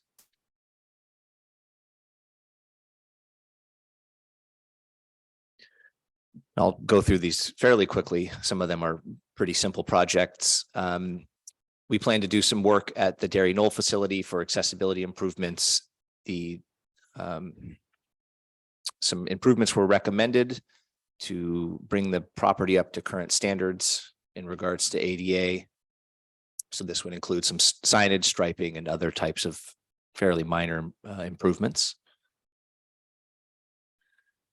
Another one that's maybe a little more unusual is the acquisition of the property that the Lyford Stone Tower sits on. It was discovered by staff sometime last year that the property, and for those that don't know, the Lyford Stone Tower sits on a property that is owned by a private citizen.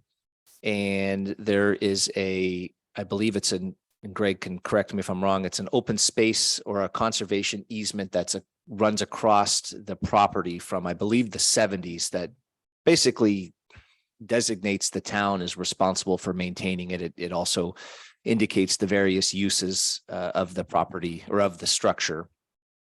But the property is owned by a private citizen. So staff discovered that the property had fallen into property tax default, and we've been working with the county and staying in touch with them to figure out what's going to happen with the property and if it's going to be sold. The town would have the first right of refusal. Once it gets to that point, it sounds like it's slowly moving to that point. I don't have any updates currently, other than I've been in touch with them over the last couple months.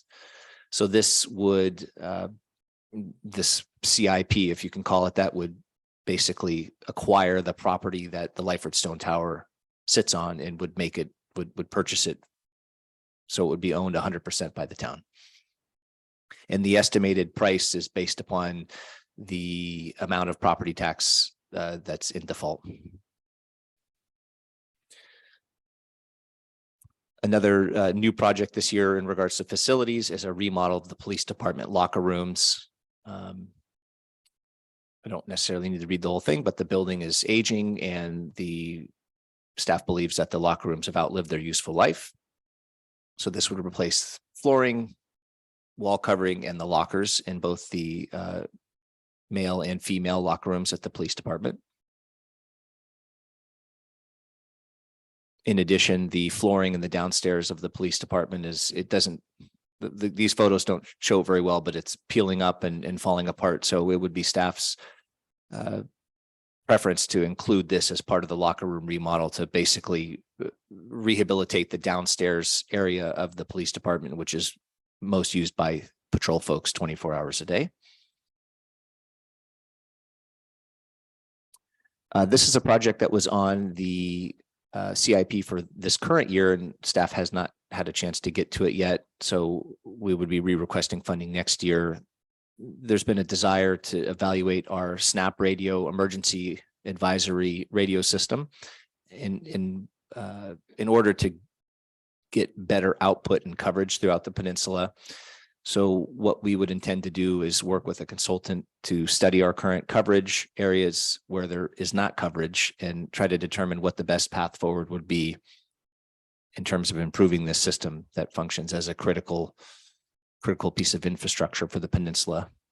This is something that's also been discussed at the Disaster Council. Can I ask you a question about, is this for emergency personnel to use? No, it's the AM radio station that the town or that the peninsula maintains to notify folks of disaster information. It's 840 AM. Yeah, so I guess I would just raise the question. I don't, as far as I know, I don't have any way of getting AM radio anymore. I don't know that anyone else does, other than maybe, I think even if I went to my car, I can only get FM probably. So I'm curious if this is an outdated program. Well, Patrick, you can correct me if I'm wrong, but actually I think one of the things we're going to be looking at is switching to FM. Yep. As part of this analysis. Or streaming. Well, and there may be opportunities. Most people are going to be using their phones, and well, I think this is going to be, ultimately, as it relates to emergency notification, it's going to be a multi-layered system, right? What we're trying to figure out is how do we put in place multiple ways of getting messaging out to capture as many people as we can. So, we're always encouraging people to sign up to Alert Marin or, the phone-based things, but we believe there are still folks who may benefit from having a radio option. And if cell towers are down, for instance, and phones aren't working, and people happen to have an FM radio in their house or in their car, this would be sort of a last, a stopgap where at a minimum we could be still broadcasting on radio in the event of a disaster where there were no other means of communicating. So I think it's part of a sort of a multi-layered approach to messaging. I think it would be a pretty apocalyptic scenario if we were communicating through AM. Well, you're right. And again, I think one of the it's like a ham radio station or something. Right. Which we have as well. Yeah. So. Okay, well, I'm just putting it out there. Yeah, but everything else depends on the integrity of the grid, Okay, which has been known to go down. do you have an AM? Well, and just to be clear, Patrick, you can correct me if I'm wrong. This funding is really to do the analysis, and it may be the analysis indicates this thing is useless, right? And we shouldn't even be investing money in it. So I think that the point of this is to take a look at this and determine whether it's continues to be a viable way to communicate with people. I see the mayor is smiling. Do you have an AM radio? In your emergency kit?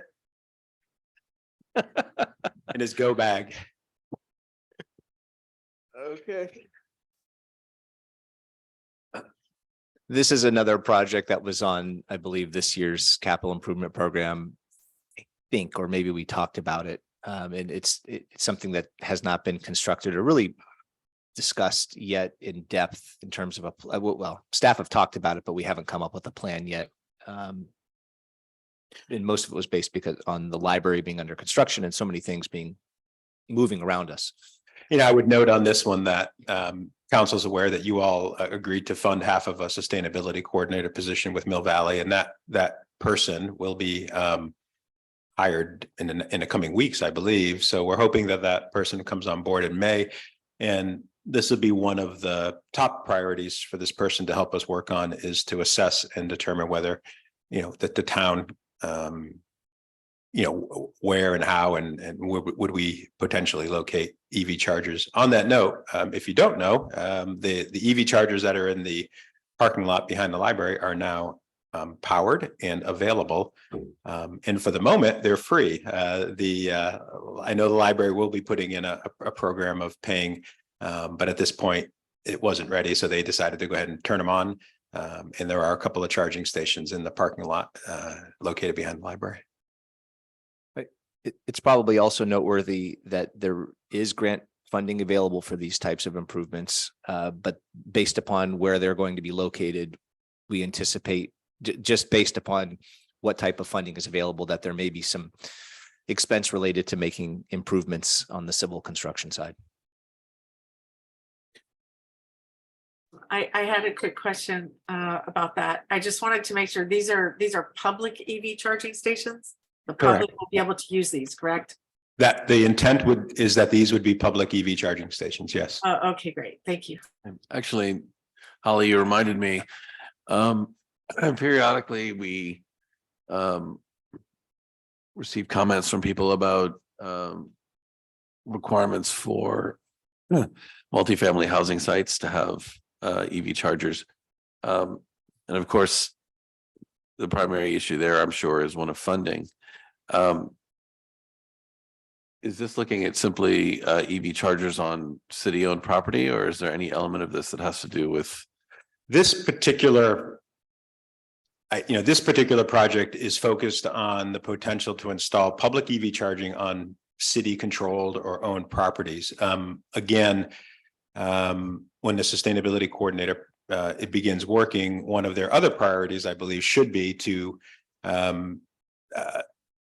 analyze, determine, how can the town help with those sites that you mentioned, Councilmember Wellner, particularly multifamily, condo complexes. I think we had a public commenter, was it last night? I believe, talk about the difficulty in getting EV charging in a condo complex. So this isn't necessarily related to that, but that is going to be a priority for the coordinator to again assess, is there a role for the town to play?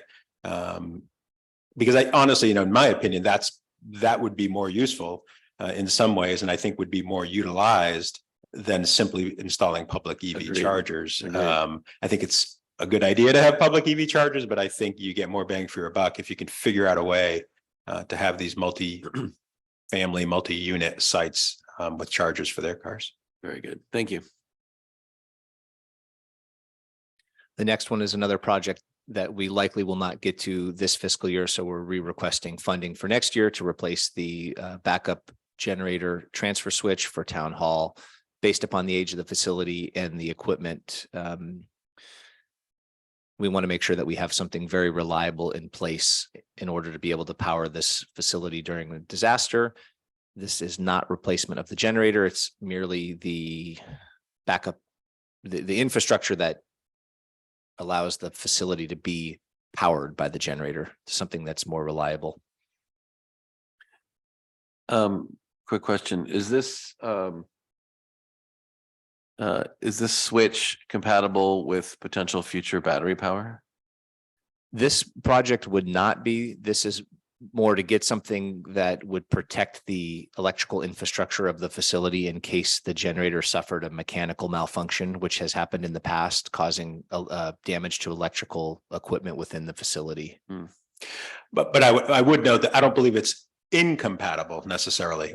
And again, we keep talking about the sustainability coordinator, in my mind, there are certain priorities that I want this person to work on. And you've just touched on probably one of my top three, which is I would love for the town to participate in a project that somehow creates a large battery storage system. And whether it's here at Town Hall or the police department or some other town-owned facility, that is going to be another priority for me, is for this person to help us figure out, is there a viable way for us to participate in one of those programs? Because I think that's super important. And I don't think if we were to replace this switch as envisioned in this project, I don't believe it's incompatible with a battery storage system. It's not necessarily including a battery storage system.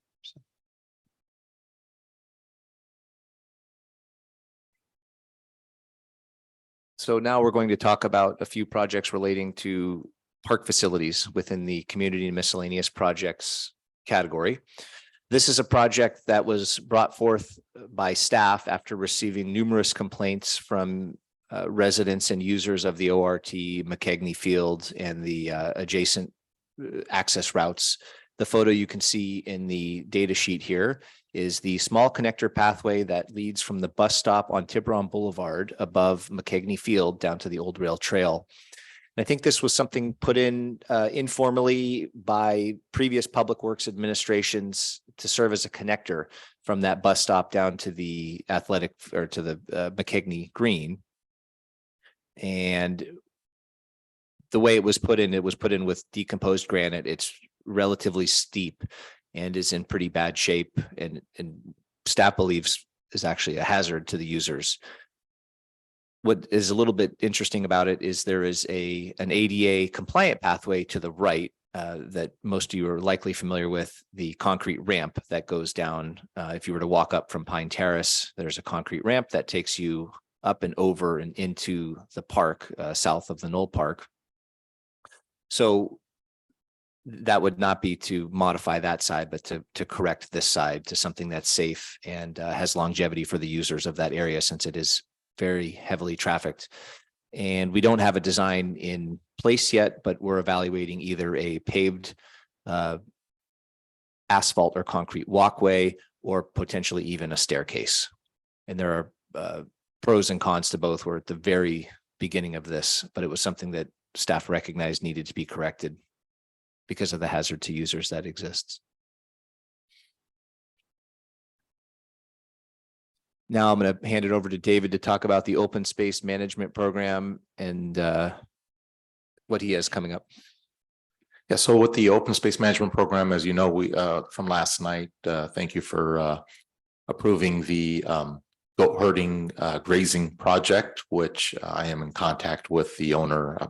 I've been in contact with the owner this morning, and we're getting ready to get the contract signed and ready and deploy the goats out here in the next couple of weeks. So I'll keep the town manager informed on that. So this way he will let you know as well when they arrive. We are following the 5-year short-term implementation plan that was developed last January. And it's basically a 5-year program that touches every open space parcel that we have in town. So we're not just going to the same spot every year. Now, we will go and touch up on all the fire roads. That's part of the program. Every year we will go all the fire roads and clean those up, but we will go to all the other parcels as well that have been neglected over the years.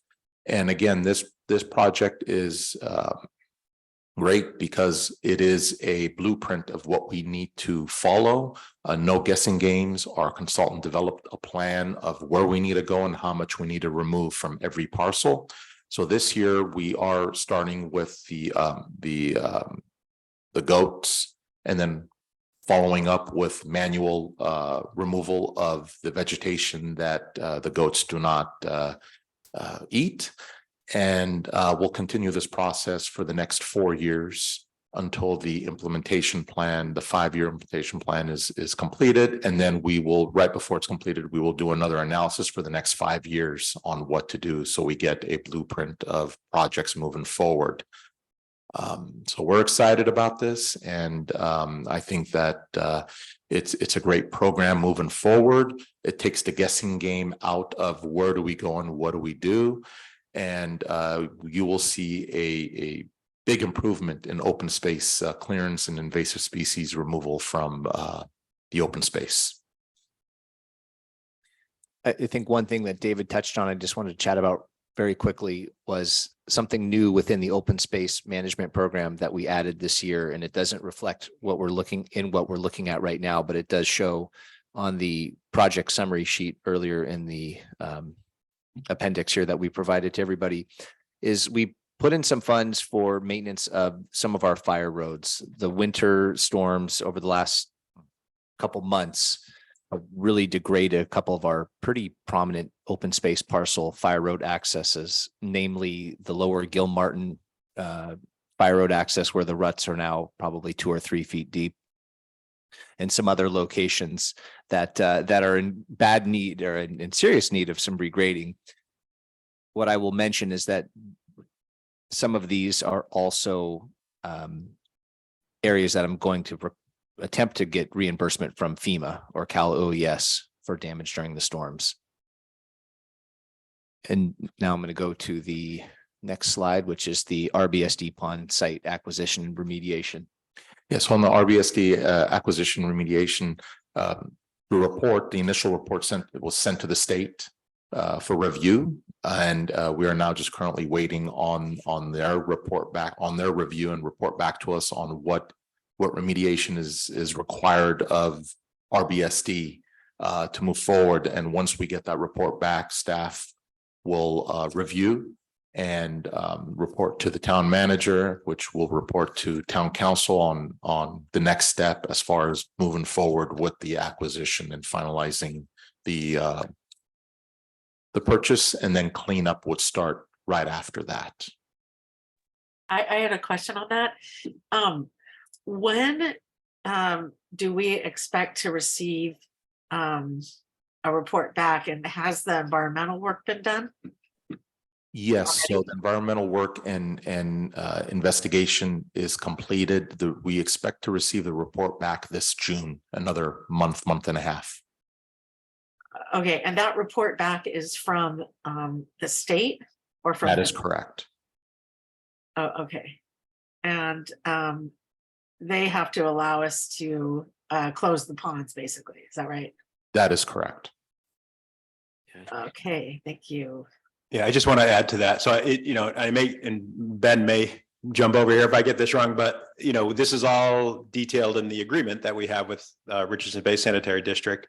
I believe the steps are, we're waiting for we've submitted a closure plan to the state, and that's the report. We're waiting their comments or their determination of whether our closure plan is sufficient, or what specifically will need to be done to close out these ponds. And at that point, depending on what they determine are the necessary steps, both the town and the sanitary district have the option to move forward, assuming there's no big surprises, and move forward as detailed in the agreement. Or for whatever reason, either party could determine not to move forward if something that we don't know now is there that we have to deal with, and the cost is extraordinary. Either party can back out of the deal at this. I think I have that about right. Yeah, and is the 600,000 is that for acquisition? What's the other? The 600,000 is for the acquisition, and the 300,000 is just a rough guesstimate, assuming we move forward, of what work will be necessary to close the ponds, basically.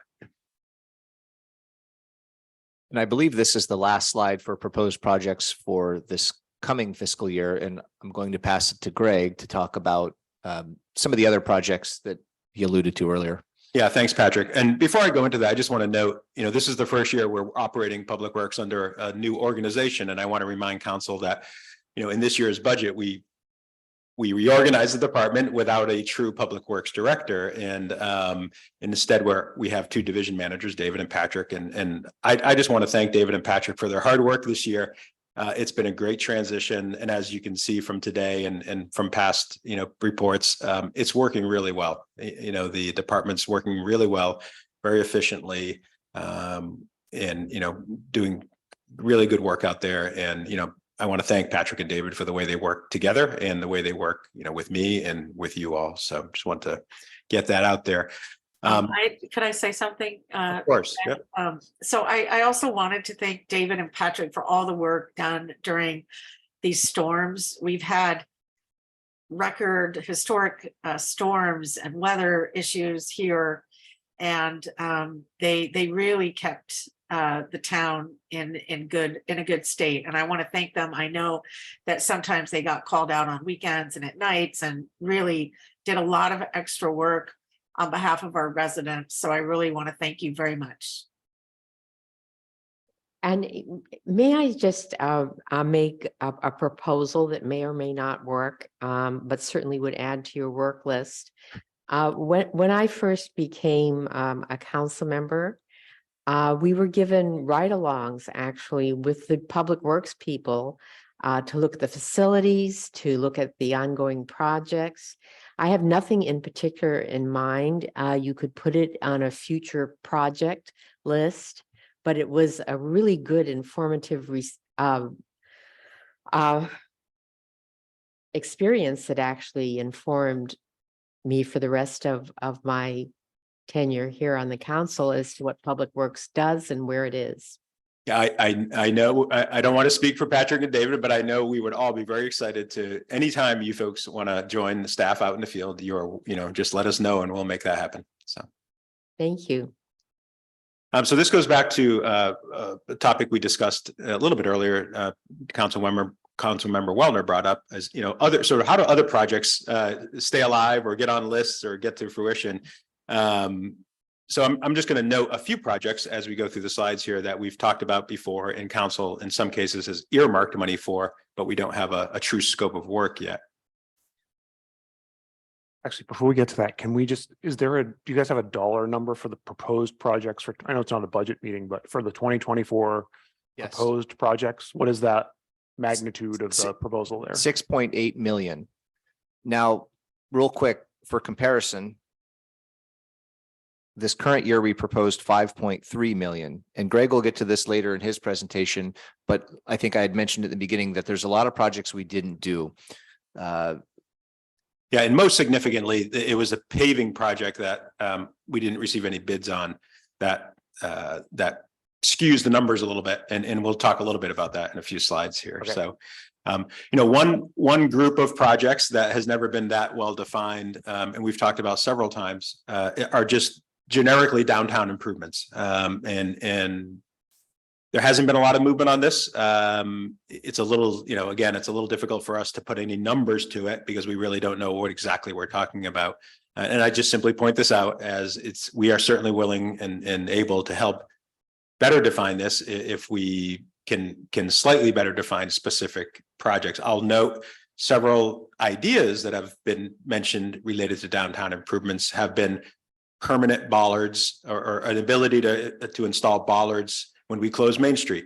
You may know that, when we approve Main Street closures for events, we close Main Street by using temporary barriers that are plastic. They're not particularly attractive, but they're easy to deploy and take down at the end of an event. A more permanent solution would be to install sleeves in the pavement where bollards can be attached and taken out and then put back in, as needed. So that's just one example of many sort of ideas that have floated around out there regarding downtown improvements. And in past discussions, council has indicated a desire to work with the Chamber of Commerce and downtown businesses on this. So again, we're happy to continue better refining this and coming up with numbers as we get a better sense of what we're talking about.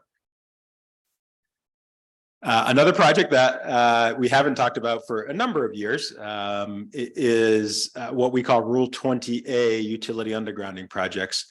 Over the past couple of decades, I believe the town has done a couple of these maybe. Without getting into all the details, the Rule 20A program, which is a CPUC regulated program that generates work credits for every entity in the state, is going through a major transformation, and we will no longer be receiving any new credits, but we do have a balance of credits, and we should just call them dollars, basically, just over $1 million that's sitting there in an account for our use. We attempted to get a Rule 20A project to the finish line, I think about 4 years ago, and throughout the design process, the cost estimates kept escalating. And then when it finally was put out to bid by PG&E, or they indicated what the final cost would be, it was significantly more than what we anticipated. And council at that point decided not to move forward with the project.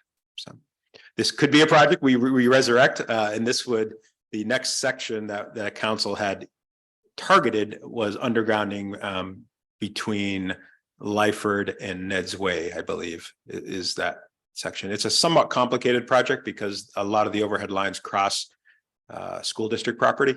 But again, a project we'd be Yeah. happy to continue working on. No, I remember that it was frustrating because every time that you went back to PG&E, I think the project price quadrupled by the time we were done.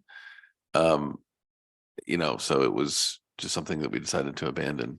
Yeah, and you may recall, we actually, this is not allowed anymore, but at the time, the council actually approved purchasing credits from other Oh, entities. it's not allowed anymore?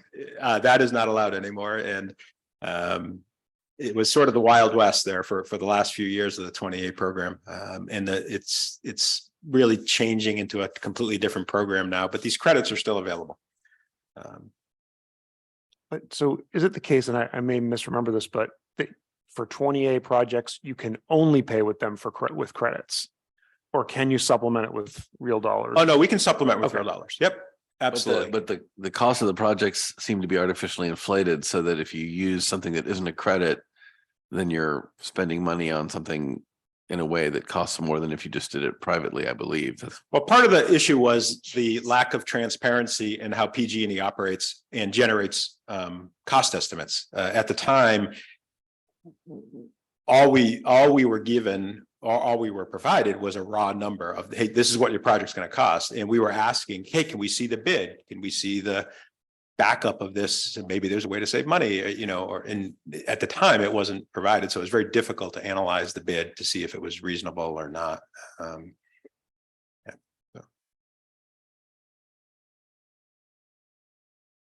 So this is a project that council has actually, well, not this specific Main Street sea level rise, but as part of the American Rescue Plan funds, which I'll discuss here in just a few minutes, council has earmarked $150,000 for studying sea level rise. And that's as specific as we have at this point. But again, we know based on work that Belvedere has done as part of their analysis that Main Street of Tiburon is one of the vulnerable places and most vulnerable places in Tiburon, given its elevation in relation to existing sea level and predicted sea level rise. This is the Tiburon Broadband Strategic Plan. I'll just quickly summarize. Last year, council allocated $93,000 for the development of a broadband strategic plan. At the conclusion of that, you all allocated additional funding from the American Rescue Plan funds to take the next step, what we call in further investigating phase 1, which would be the installation of fiber optic cable down Tiburon Boulevard, basically from US 101 to downtown Tiburon. We are currently working with an engineering company to develop biddable plans and specs for that portion of the project. And I think David could jump in. Maybe David, why don't you just give us a quick update as to what the status of that design is at? Yeah, so currently, right now, we're at the 35% point on the design of plans and specs for the conduit that will run from point near Highway 101 all the way to Main Street. We are coordinating this work with Caltrans officials as well to incorporate in their biddable paving plan that they're working on right now for Tiburon Boulevard, which they plan on repaving Tiburon Boulevard next summer.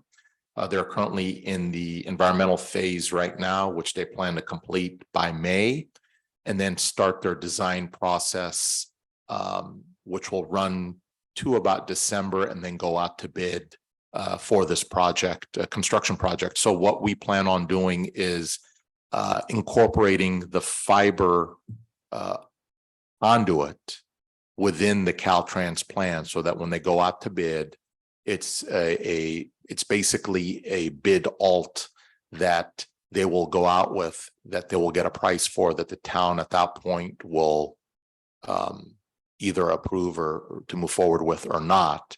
And with this plan, Caltrans will be overseeing the construction management. This will be included in their environmental work. So all we're doing is supplying the design work for the conduit to them, and they would incorporate that when they go out to bid with their plans. So we are right now scheduling a meeting with Caltrans, their project manager, to go over our 35% location of the conduit and see if it's acceptable to them, the type of material we're using, the depth and the location. And then after that, our engineers will move forward with a 60%, which we'll submit to Caltrans project team, and then finalize it with 100% well in advance of the completion of their design work so that they can incorporate it with their plans. So this is an unusual project because there is an element that we're working on now, but council has not indicated whether we'll actually move forward with the construction until we know clearly how much it'll cost and what the viability is of generating any revenue with the network. Council may recall that you actually allocated, you authorized two pieces of phase one. One what David just described, which is the design of the fiber optic installation.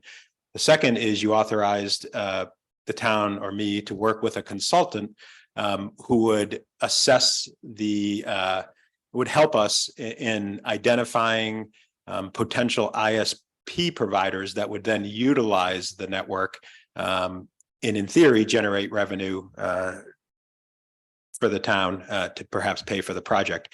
I have spoken with Magellan Advisors, the folks who did the strategic plan. They would be happy to do that work for us. They have indicated that they want to see the preliminary design first before they go out looking for ISP providers. So once the 35% design drawings are done, I'll reconnect with Magellan Advisors, provide them those drawings, and they'll give us an indication whether they believe there are ISP providers out there that are willing to help us take the next step. So there's a lot going on in this project. I would also note that some of you may have received emails from the Marin County Bicycle Coalition. The reason there's a nexus there is the Marin County Bicycle Coalition, MCBC, is aware that Caltrans is planning this fairly significant project on Tiburon Boulevard and is advocating for Caltrans to include in their design the construction of very significant bicycle improvement pathways on Tiburon Boulevard between US 101 and Blackie's Pasture. David, you can help me, but I don't think it's particularly clear right now whether Caltrans is going to include those improvements in their plan or if they're going to include something lesser than what the coalition would like, but still improvements. So that's a little bit of a work in progress, and it's a complicating aspect of this project, but a welcome one. It's the improvements of bicycle safety on Tiburon Boulevard has been on our radar for a number of years, and we would welcome that addition, but it is making this project a little more complicated to track and move forward with. So. Greg, I had a few questions. So I had thought we were already approached by some ISP providers who have set out plans for Tiburon. We haven't been approached by in the very soon after the completion of the strategic plan, Magellan Advisors arranged a couple of meetings with staff, with potential ISP providers so that they could learn more about the situation and that they were very preliminary meetings. There has been really the next step for us if we were to move forward on that in that avenue would be to develop a request for proposal that's essentially advertising that, hey, we're going to have this network, or we may have this backbone of a network available. ISP providers, tell us if you're interested in working with us, and you know, and what would it look like? Again, that will require us working with Magellan, likely to help us in that process. They have indicated that they're happy to do that, but they want to see the preliminary design first, which we're hoping to have here in the next couple of weeks.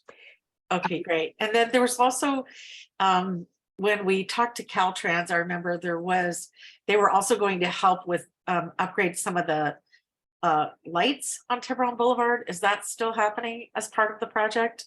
They didn't commit to actually upgrading the traffic signals. What they did say was one of the positive aspects of installation of a fiber optic network on Tiburon Boulevard would be the ability to run conduit to every traffic signal that would allow them to in the future potentially upgrade traffic signals to technology that may not even exist today. I mean, we don't really know, but that's one of the reasons Caltrans is very happy to work with us on this. Is our design will essentially include running conduit to every one of their traffic signal equipment boxes. It was my understanding that real-time traffic control was one of the benefits that Caltrans was seeking now rather than in the far future.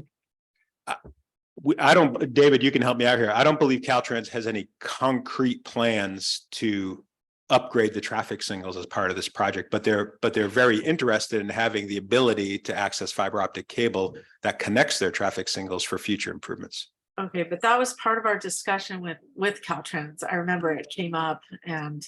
Oh, no, absolutely. And lengthy again, I think discussion. that's one of the reasons why they seem to be very enthusiastically working with us on developing the plan, is they see the benefit of that. But their project does not include, David can help me if I'm wrong, their project doesn't include any particular specific upgrades to their traffic signal equipment. Yeah, so this project is just a shop paving project for them, rehabbing the asphalt. After, let's just say the conduit does move forward and we have the conduit in place, once fiber is pulled through that conduit, they immediately have the capabilities to communicate with their signals, which they would be able to provide better coordination between the signals, because the signals would be able to communicate with each other. And then moving forward, if they do want to upgrade, they move away from the traffic loops that you see in the asphalt to more of the adaptive type of detection, where they can monitor with cameras, LiDAR type cameras, how traffic is moving on Tiburon and adjust timing in real time. So they're not set on a set AM, PM, nighttime type traffic plan where they provide so many seconds to each phase of the signal. They will be able to basically, through artificial intelligence and some logarithmic codes that they have with some of these traffic signal monitoring equipment, detect how traffic is flowing and increase time and increase time on the main street and decrease time on the side street, and just provide green lights for that one car for 3 seconds instead of 30 seconds, and then keep traffic moving on Tiburon Boulevard. But all that is accomplished once the fiber is pulled. And I just asked that because earlier it had been my understanding that we're not waiting for some technology to be developed. They could actually do it if it was on their priority list once the conduit was pulled. That is correct. Once the conduit is if the conduit's available to them, they would then have the capability of doing those upgrades, but there's no current plan for Caltrans. Caltrans has no current funding or plan to do that, but they certainly would have the capability at that point. So we will have to work on that. And the other question I had is that it was my initial understanding that this collaborative project with Caltrans has a potential to result in money savings for us. Is that still true? Well, sure. I mean, if look at two scenarios. Scenario one, Caltrans is not doing a project and we want to install fiber optic cable on Tiburon Boulevard, we would be responsible for every aspect of that project: design, construction management. That's but what we have though is we have the coincidence that Caltrans is doing this project, and they've agreed that if we were to move forward with our portion of the project, which is installing this fiber optic, they would include it in their plans. And if it were to go forward, they would pay or essentially cover the construction management costs, project management costs. So there is some savings to us because we would, in theory, not have to expend that money on project management or construction management, only on the actual construction cost of the trench. So yeah, there's potentially some savings. Thank you. Yeah, I wanted to add to that and ask that when this does come back to the council, that it does come back with a calculation of those cost savings. We worked really hard to create the partnership with Caltrans so that we would benefit from their undergrounding and not have to pay that cost ourselves. In addition, they'll be doing all of the construction management. So I just want to make sure that council understands what a huge, huge cost savings this is to our community. And I'm hopeful that this will remain a very, very high priority for the town. And I can't wait to see it all happen. And I'm going to cover this in a few more slides about funding, but just as a note, council did earmark $150,000 for this work, the design and construction of the trench, plus the potential consulting with somebody to help us with an ISP provider. Subsequent to you earmarking the money, the town applied for and received $190,000 of funding from what we're calling the LADA grant funding through the CPUC. So the money you earmarked for these two specific purposes isn't necessary to get that work done, because the total cost of the design and engineering, as well as the consulting cost to work with a potential ISP provider, will be covered by the LADA grant funds. I'm going to mention that again in just 2 seconds anyway, but I just wanted to make sure you understood that. And I want to thank David. He's the one who did the application and worked really closely with the county. The county was a huge help for us on this. And in fact, I think, was maybe one of the factors that put us over the top in getting the grant funding. Tiburon doesn't particularly compete well in a lot of grant programs because we're not a community that's identified as economically disadvantaged in any way. But in this case, David worked really closely with the county information technology department, and they were able to help us craft a grant application that included some potential to serve areas of the county maybe that would be considered in somewhat a little bit more disadvantaged. So again, I want to thank David and the county for their help on this, and it resulted in a successful grant application. So another item that council has earmarked money for, but we don't have any specific scope, is Tiburon Boulevard traffic analysis. And, this is a little bit of a hard one to actually get your head wrapped around what the scope would be, because there's a lot of moving parts here. And we just talked about a number of them that, Caltrans has a project that we're hoping to work with on fiber that may, implicate the traffic signal infrastructure. And that's certainly one of the major controlling things on the boulevard is the traffic signals. So we're happy to work with council on better refining what we're actually asking for when we do this type of study. Yeah, I mean, I would say that I think that the idea behind it was to take a step back and look at, without a particular project in mind, to analyze the factors that are causing the traffic issues that we have and attack them. So it would be, an analysis that includes physical improvements to the road, but also would look at the impact of specific types of bus service, the yellow school bus program, all those different pieces in order to determine what lever is the most effective to pull to decrease our traffic problems that have been increasing. Yeah, and subsequent to council earmarking these funds, I've had several conversations with staff from the Transportation Authority of Marin, who are the subject matter experts, in this transportation. And I will continue to have those conversations with them because I'm hoping they can help me better focus, to be able to put together, again, a request for proposal, because we'd be in theory hiring somebody to help us analyze this. But we need to know what we're asking to get a nice proposal. So I'll continue to work with Tam on helping us perhaps put a scope together for an RFP.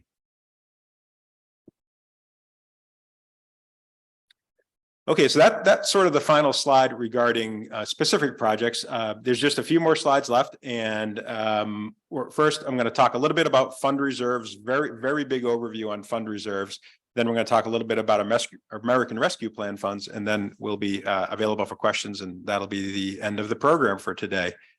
I'm not going to go through this entire slide, but again, just as a quick reminder, the town maintains reserve funds in a number of categories. The first two categories are both considered general fund reserves, and we break those into two categories: policy restricted and discretionary set-asides. So for the purposes of council, all of these reserve funds are essentially discretionary, meaning they're not restricted to any particular use. The categories that they're in are ones that council has determined are places we want to park money for various reasons. So again, this is, you should consider this very draft information. We're not at the end of the fiscal year yet, so we don't have exact data or financial information on a number of these things, but this is sort of my best estimate at this point. And the way this works is the column on the left that's highlighted in yellow is our estimated fund balances for these separate accounts at the beginning of the next fiscal year. So essentially June 30 of this coming year, these are our estimated balances. And then all the columns in between are the estimated inflows and outflows based on a very draft budget at this point. And then the column on the right that's highlighted in yellow would be our estimated fund balances at the end of the next fiscal year. So Right, June it's- 30. I think it's mislabeled, right? It should be 2024. What's that? The column on the right should be June 30th, Oh, yeah, 2024. right. Yeah, it should be, right, exactly. That's why we call it a draft. So, yeah. Again, we're gonna talk about the big number in just a couple of slides, but I just want to show you how we sort of track this. The other category of funds are this duplicates a little bit, but our restricted funds. So if you see that row on about 1/3 of the way down, following that are the accounts that are legally restricted in some way, and it's typically related to the source of the funds. So for instance, we receive gas tax funds, and those funds can only be legally expended on certain things. So you've seen this slide before. This shows all of our fund balances over the years. And the way this works is the bottom line, the darkest line, are the general fund reserves, and that's the combination of policy restricted and discretionary set-asides. The middle line, or the blue, are those restricted reserves. And the top line is the total reserves. So it combines the bottom two lines, basically. And, you've heard me say this every time. You'll see, we have a little bit of a roller coaster, and that's very typical for Tiburon. Tiburon maintains no debt. We have not issued bonds for capital improvement projects for many, many, many, many years. So what typically happens is fund balances go up, and then we spend money, and it goes down, and then fund balances go up. You'll note as we get to the right-hand side of the screen that we're showing a large increase at the end of 21-22. And we've already talked about the main reason for that is we did not expend capital improvement funds that we anticipated we would in 21-22. And the same a little bit for this year. So we have a somewhat elevated level of reserve funds because some projects didn't move forward. That's combined with the fact that like most years, we generated a surplus larger than anticipated in fiscal year 21-22. So we got a nice bump in reserves there. You'll see that I've indicated the estimate for the end of the current fiscal year, which is the 22-23, it says estimate there. And then based on the capital improvement program that we just reviewed with you, as well as a very, very early draft budget that I'm working on, I'm estimating what the fund reserves would be at the end of the next fiscal year. Again, I would just caution you that these are very, very sort of preliminary estimates at this point. But I would just note that the town continues to be in very good financial condition. I would also note that this does not include the American Rescue Plan funds. So the American Rescue Plan funds are, for the purposes of this slide, are not included.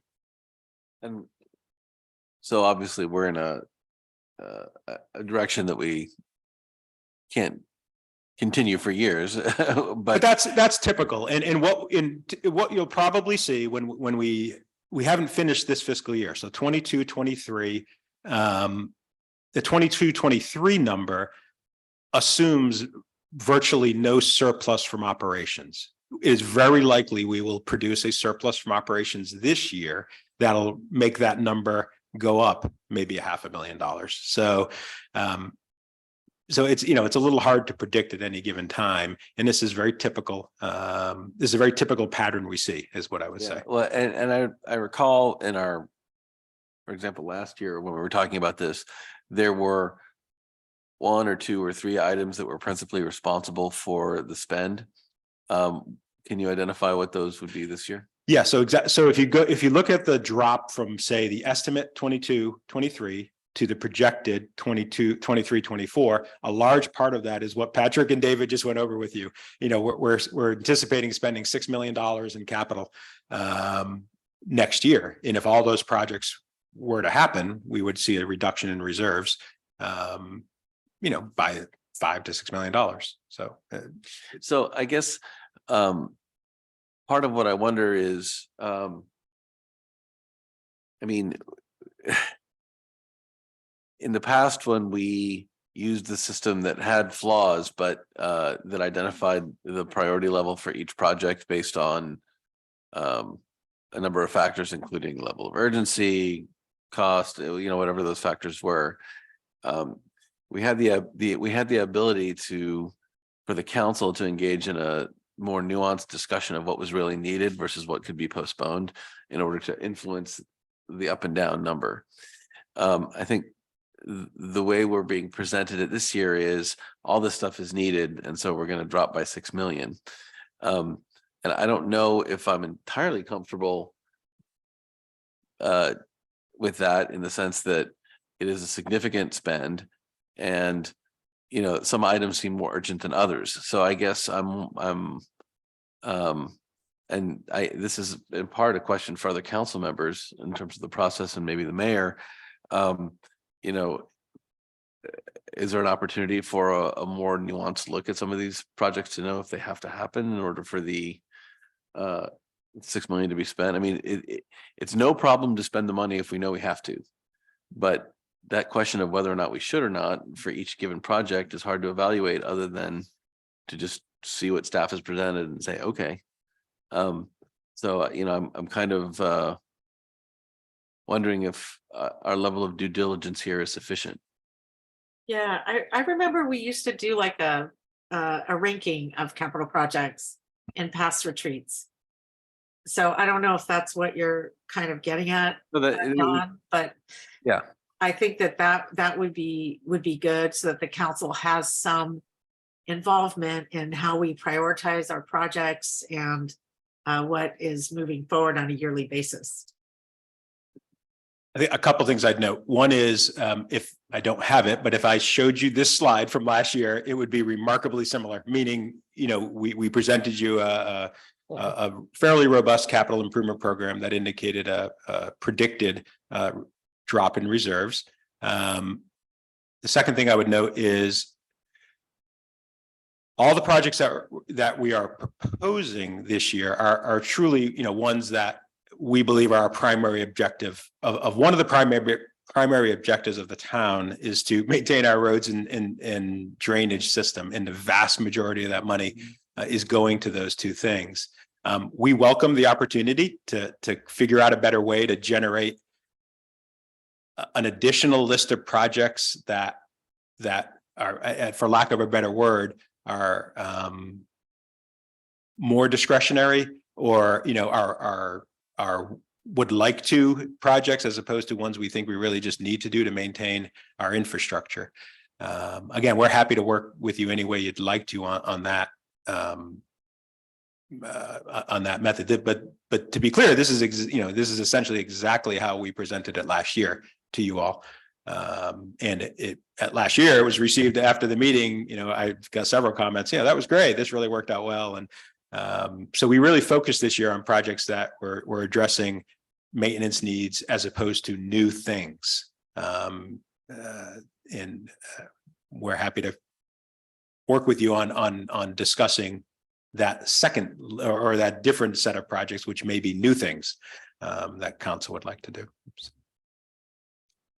Yeah, I'm less concerned about the new things and more just concerned about the level of spend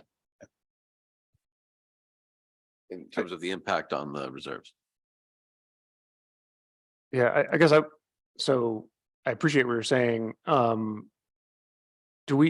So two different things. One, you know, how many of these projects have we previously already approved? Because some of them, like the paving projects that we didn't do, we did approve previously. I'm not saying that we couldn't unapprove anything, but like how many of the dollar spend has already been approved at some previous point by council? Yeah, I don't believe we have that list discreetly right here, but a number of them and Yeah. some of the biggest ones, frankly, particularly the paving. Again, I don't want to harp on paving, but we had an unusual thing happen last year, which is what was envisioned to be $1.5 million or $2 million paving project simply received no bids. Right. So that money wasn't expended. And that's one of the reasons why you're seeing that elevated reserve level at the end of 22 and into 23. And again, with all likelihood, that 22, 23 final number, when we have the numbers, will be higher and it may be closer to the 22 level. So you're right. A number of the projects are simply returning the money back to or not spending the money from the fund we had anticipated, but having it reallocated this year for the same purpose, essentially. And so basically, it is not new funds that are needed to go forward with these projects that were carried over from last year. They're already budgeted. We use the word carryover but technically how it doesn't get carried over. What happens is it's unexpended and then council has to reallocate it. So And those levels already anticipate that. yeah, exactly. Yep. It's not new fund. You're not looking for new funds. Well, you have to reallocate it. I don't know how else to describe it. We didn't spend it. You allocated it in 1 year. It wasn't spent for a variety of reasons. So at the June 30, we reset the clock basically, and then we have to ask you again. It means the second to last point is higher than it would have been if you'd spent it. Correct. And then the future point is lower than it would be because you, Correct. or I guess it's the same as it would. Yeah. Well, no, yeah, exactly. The future point is actually our best prediction of where we will be if all of it is spent. So let me ask one other question about this. So I see with the discretionary funds, we have a drop of something slightly less, I guess, than 20% in the reserve amount. But with the restricted funds, the drop is over 50% of that reserve. Right. And I presume that's because restricted funds are used for paving. Is that? Exactly. The vast majority of money we use for paving comes from restricted funds. Yeah, so what that also means though is that the other drop is mostly not paving, right?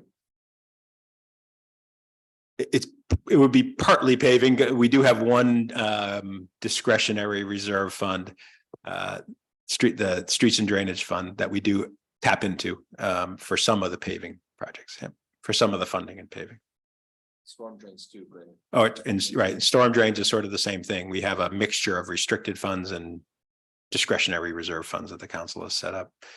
And what typically happens is if funding, for instance, the restricted funds are replenished by whatever their underlying source of revenue is, gas tax, SB1.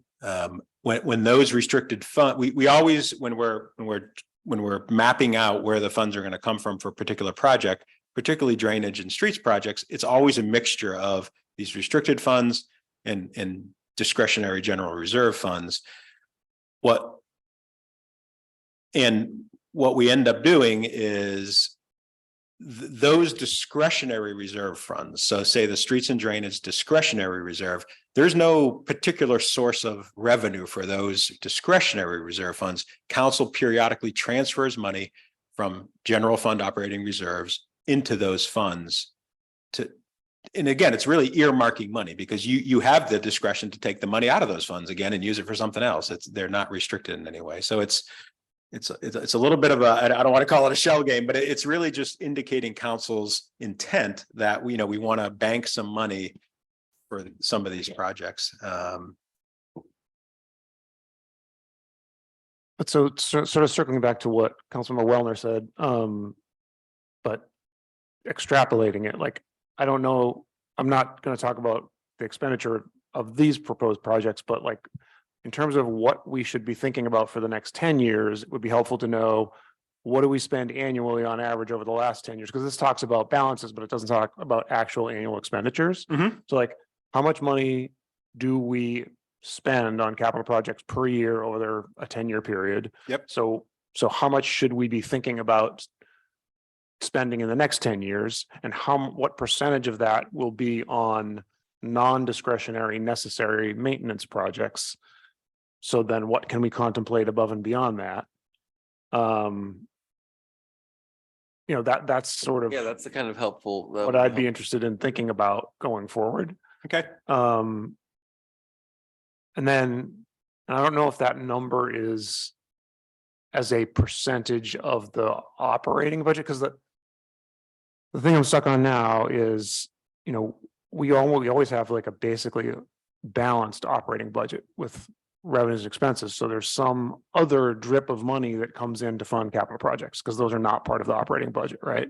Mhm. And it tends to be surplus driven. And now we're even going to have sort of interest on reserves that we, for the last 10 years, it was 0%. Now it'll be 4 or 5%, which could get interesting with a $20 million balance. But anyway, like it's like we have to think about where the money is coming from, so how much we can spend. You know what I mean? Right. Well, again, Tiburon's in a fortunate position in many ways that, we don't have debt, and it's a little unusual. Many communities issue large bonds for the types of projects that we pay for through a combination of restricted funds and discretionary reserves. For instance, there's a Marin community that I think did $100 million bond recently for streets improvements, right?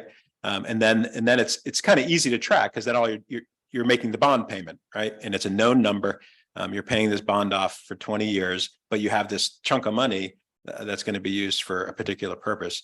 Ours is a little more complicated because we kind of do it on a year by year basis, and it's based on, as you said, surpluses. And the way I've described it before is, for many years, prior to me being here, and certainly since I've been here, the town tends to generate operating surpluses that are far exceed what was budgeted. And that money sits in general fund operating reserves, and then the council makes decisions on how that's spent and allocated. Sometimes it's sprinkled down through other discretionary reserve funds. And that's typically how it's done. Or council approves an expenditure through a budget amendment during the middle of a year for a particular project. And in the absence of American Rescue Plan funds, the most likely source for those projects is the general fund operating reserve. So. Yeah, no, I definitely appreciate that. One specific question about this is that there was on the capital improvement sheet for the Richardson Bay sanitation district land, there was 600,000 for acquisition, which appears to be general fund reserve. Yeah, that may have been an error. Just to be clear, the council has earmarked $900,000 from American Rescue Plan funds for that project. And I'm going to cover that right now. So that's not in this. Correct. So this is not including that. So that's correct. Spending. I mean, the thing that's, I think council's always become nervous, right, when the reserve is heading downward, but also this is heading downward in the face of $2 million of spending of ARA money on other things. So it's a really big spend this year, seems to me. Yeah, that I share those concerns.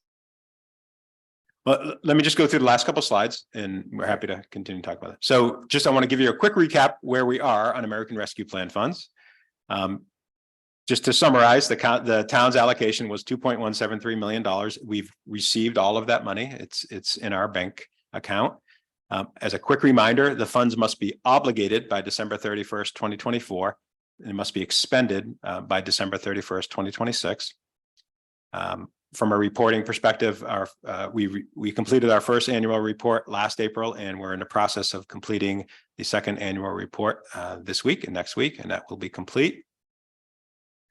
I'm not going to go through all this, but to summarize, because of the particular rules associated with this program, that the town is able to utilize what's called the standard revenue deduction of $10 million. And because of that, essentially, the council has broad discretion on how to utilize those funds, best described as it can be used for the provision of general government services. But this is a short list of things that it cannot be used for, just as a reminder.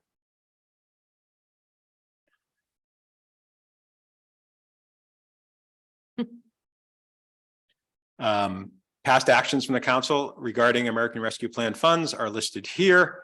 So these are the items that the council has authorized us to expend ARP funds on: broadband strategic plan, contribution to the ranch, contribution to a homelessness program, late night ferry service. Again, here's this item. Yeah, so this is, it's actually 800,000, not 900,000 that I believe council earmarked for our BSD. The broadband project, which we've discussed previously, $150,000. And the most recent authorizations were for the Parks Master Plan. And you've earmarked $100,000 for both a sea level rise study and a Tiburon Boulevard traffic study. And finally, just a couple of weeks ago, you authorized $13,300 for a new sign out on the median up front. So if all those funds were expended as authorized, there would be about $207,000 remaining. But as the note indicates below, and I've described earlier, the money that you've earmarked for the phase 1 broadband project really isn't necessarily needed because we have grant funds to cover that. So if you put that money back, you'd have an allocation available of $357,643. Do we have the slide deck? Meaning, can I provide this to you? Yes. Yes, absolutely. You did already? Oh, no, I Oh, didn't, but okay. we're happy to. Please. Yeah.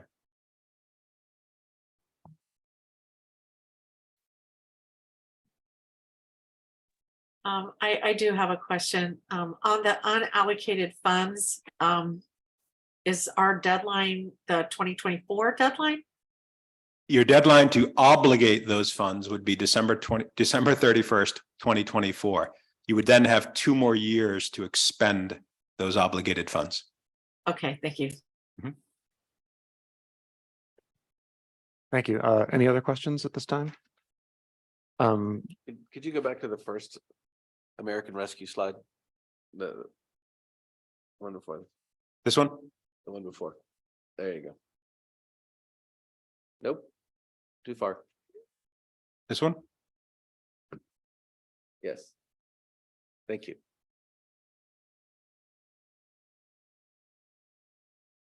Oh, that's what I wanted to ask. Could you briefly give us a sense of how the night ferry service is doing and whether or not that's going to likely continue or if that has not succeeded? I think it's fair to say that late night ferry service did not meet anyone's expectations. It has, I think I've provided at least periodic updates to council and emails.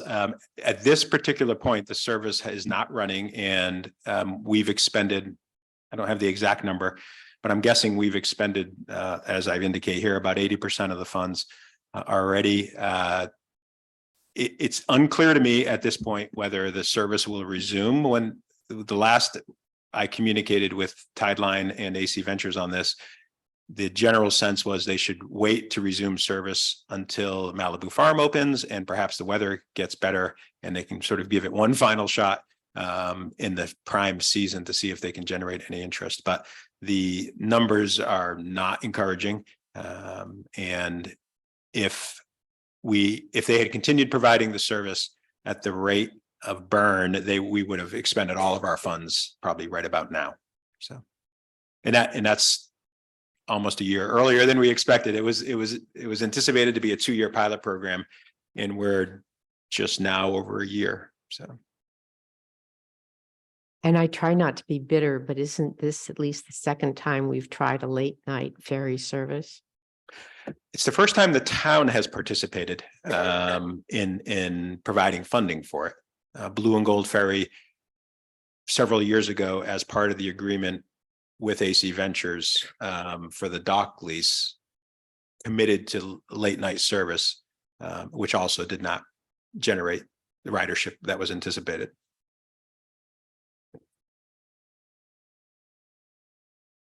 John, did you have any more questions on this? No, that's it. So So before we do any more discussions, should I open this up for public comment?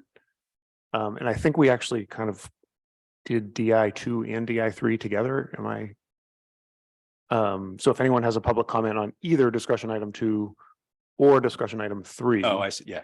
I would welcome that at this time. Is there anyone in the chambers who would like to speak? Seeing none, is there anyone online who would like to speak on these items? Seeing none. Okay, thanks. So I'll close public comment period. And we can bring it back for further discussion here. So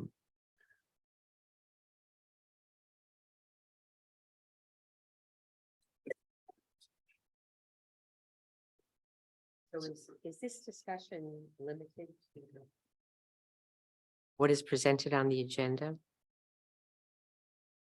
The short answer, I think Ben's nodding yes. Short answer is by definition, it has to be. That's pretty broad agenda items, though. I suspect Ben will jump in if you swim outside of the lane, so. So I just have a couple of random comments here. One is, does anyone else on the council have any interest in figuring out a way to expend the 20A credits? Not on a $4 million project with $1 million of credits, but finding a way to work with PG&E to identify a $1 million project so we can expend those, because otherwise they're kind of dead money to us. And it's like, we don't even get interest from LAIF on those credits, right? No. So And they're no longer sellable. they're no longer sellable. You know, it seems like we might want to do that. And again, I'm being the optimist here and assuming you guys have plenty of time and capacity to do all kinds of new projects that we identify.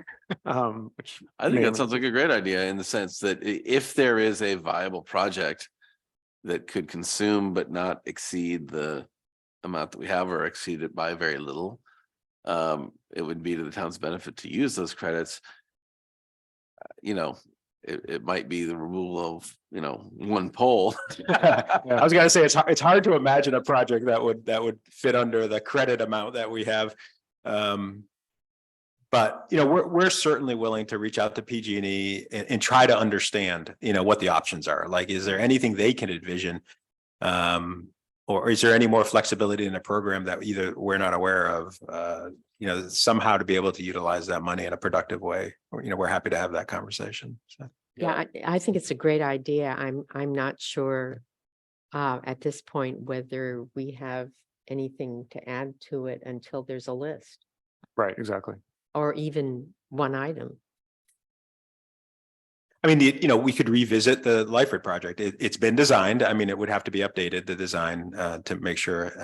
But there's no reason to expect that the cost of the project would be cheaper or any less expensive than it was. And there's a lot of reasons to expect it would be more. So unless they said, here's a way to do a quarter of it and spend, you know, perhaps for a quarter. Yep. But yeah, I agree. It's and the problem with contemplating another project is you have then design costs, right? Right. So I agree, it's not an easy thing to achieve, but might be But worth it's looking so into. hard to let go of that. Yeah, the I mean, it's $1 credits. million bucks, right? Yeah. Yeah, I think it's worth looking at. I agree. I also think if we've proposed that, I also think it would be useful to create the data that Jack was talking about, that the mayor was talking about, with regard to you know, a historical, I don't know, 10-year or whatever look at capital expense. And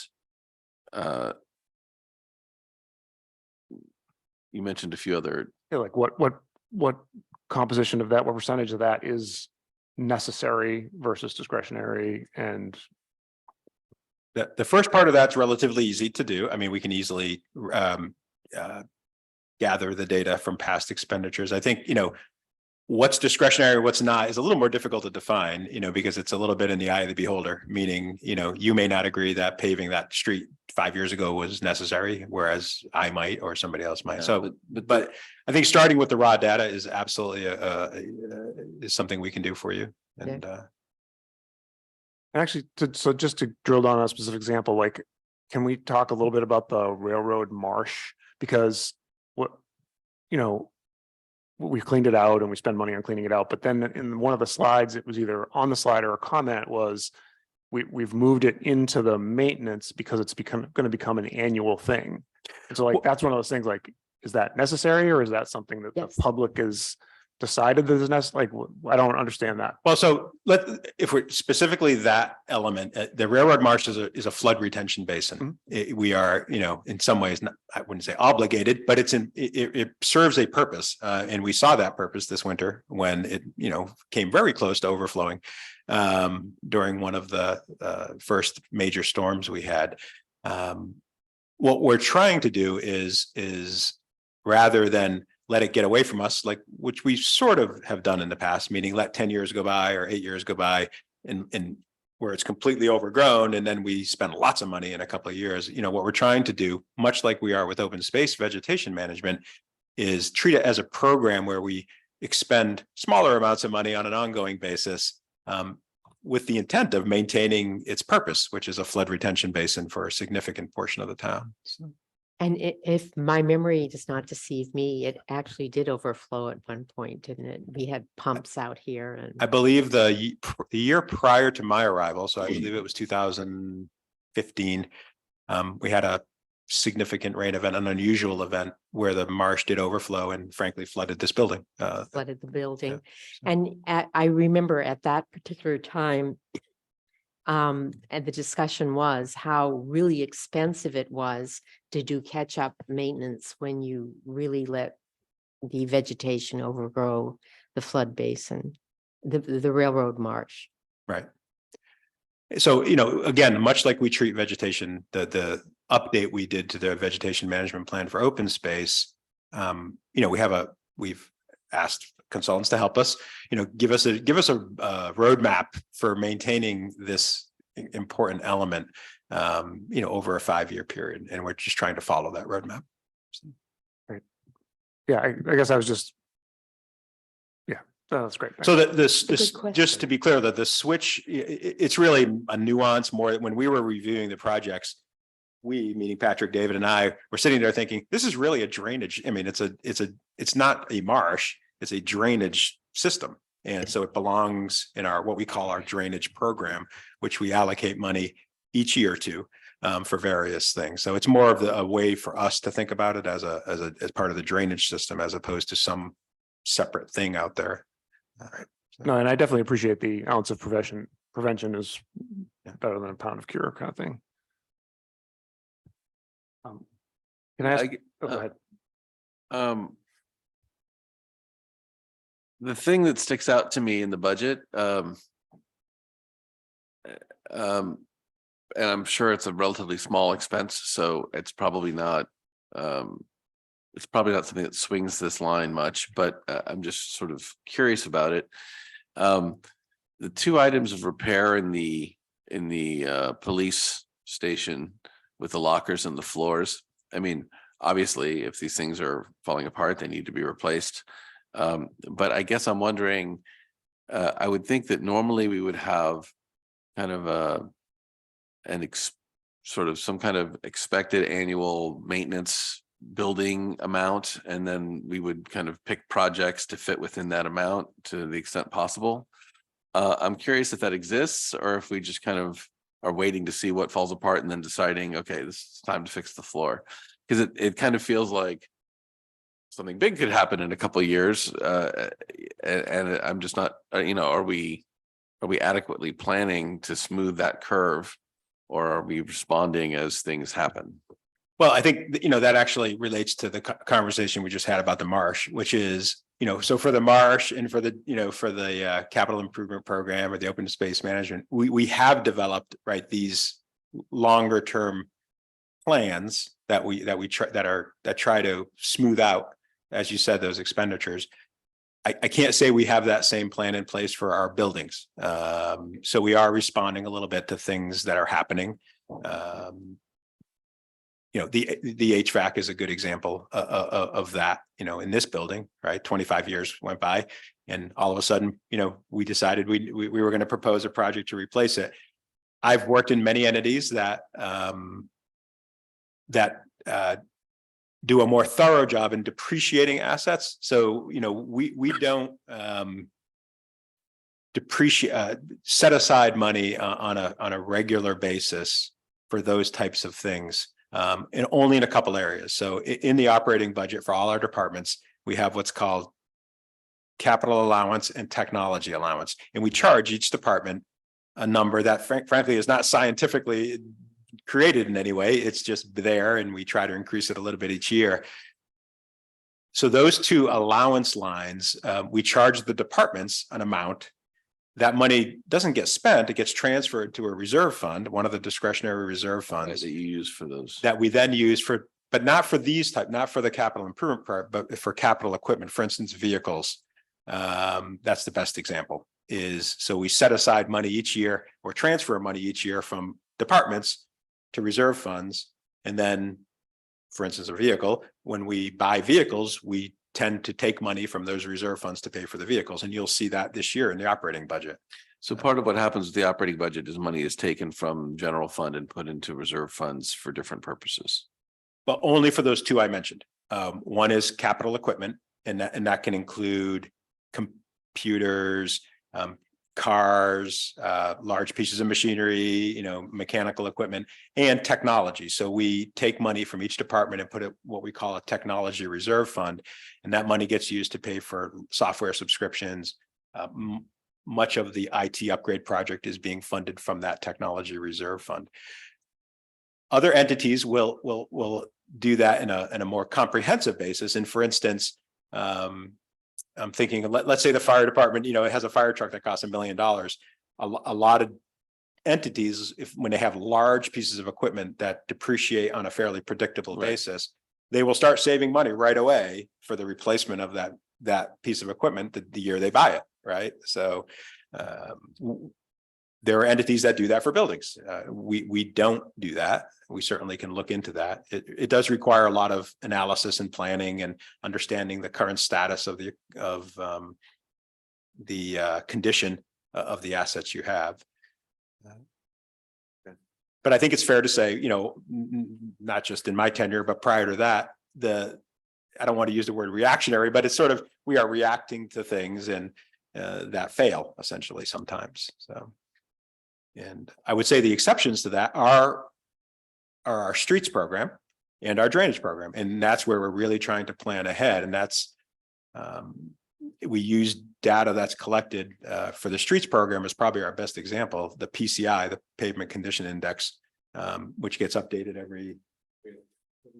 every 3 years. And we use that analysis to plan our paving program years ahead. So we don't have roads that fail. And you know, I can say that has been a success for us. I think our PCI index is the second highest in the county.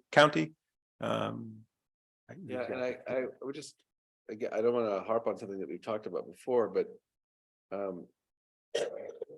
on page 4 of this packet that we have, talks about the capital improvement plan project summary, and it includes in that list the Richardson Bay Pond. Yeah, there's a little bit of a disconnect between that list and the graph I showed you. I actually adjusted the graph this morning to take out the Richardson Bay because it occurred to me that it was American Rescue Plan funds.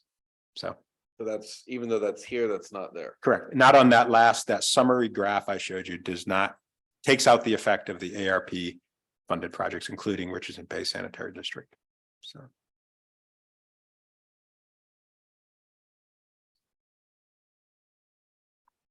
Can I ask a question that puts my fellow council members on the spot a little bit?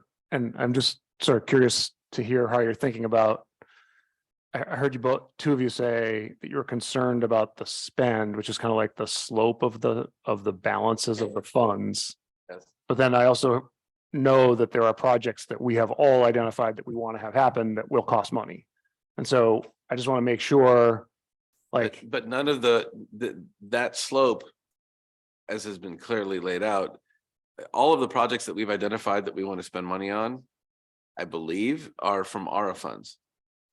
And so that slope is all of these projects that I don't think anyone has opined on, other than they've come to us as things that we have to do. so I guess what, and I understand, you know, I suppose money is fungible in the sense that you could use ARA funds for these, but the ARA funds, I think, are viewed as these are special projects that are part of this federal funding related to the pandemic, and so we're able to spend it on special things of value and impact. But with regard to these, I guess, you know, part of what would be nice, and again, we've been looking for a way to do this that doesn't necessarily go back to the old system of like coming up with a ranking for each project and all that, but it would be, for example, it would be interesting on this to see you know, projects highlighted red, yellow, and green, or something, you know, or some way of looking at them where like these are the absolute must-dos.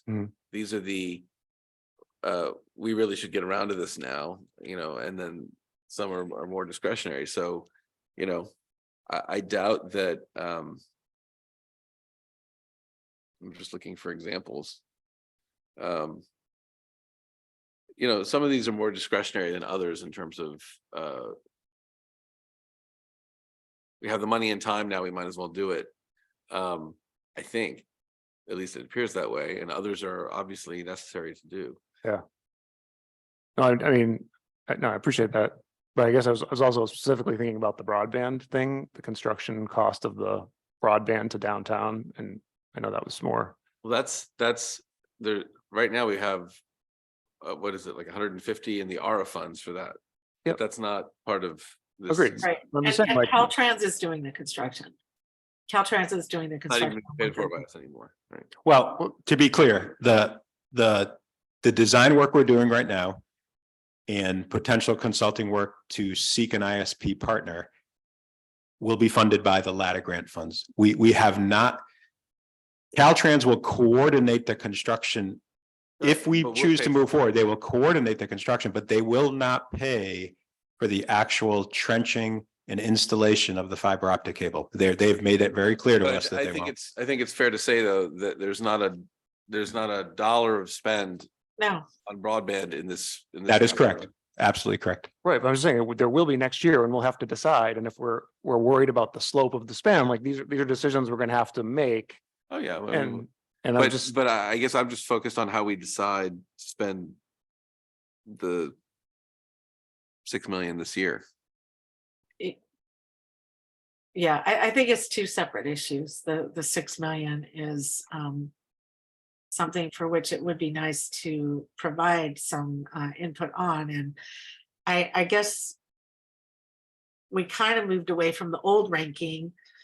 But I'm wondering if there is a new way for us to, you know, get that assessment that John was talking about, you know, what are the projects that have to be done right away? What can wait?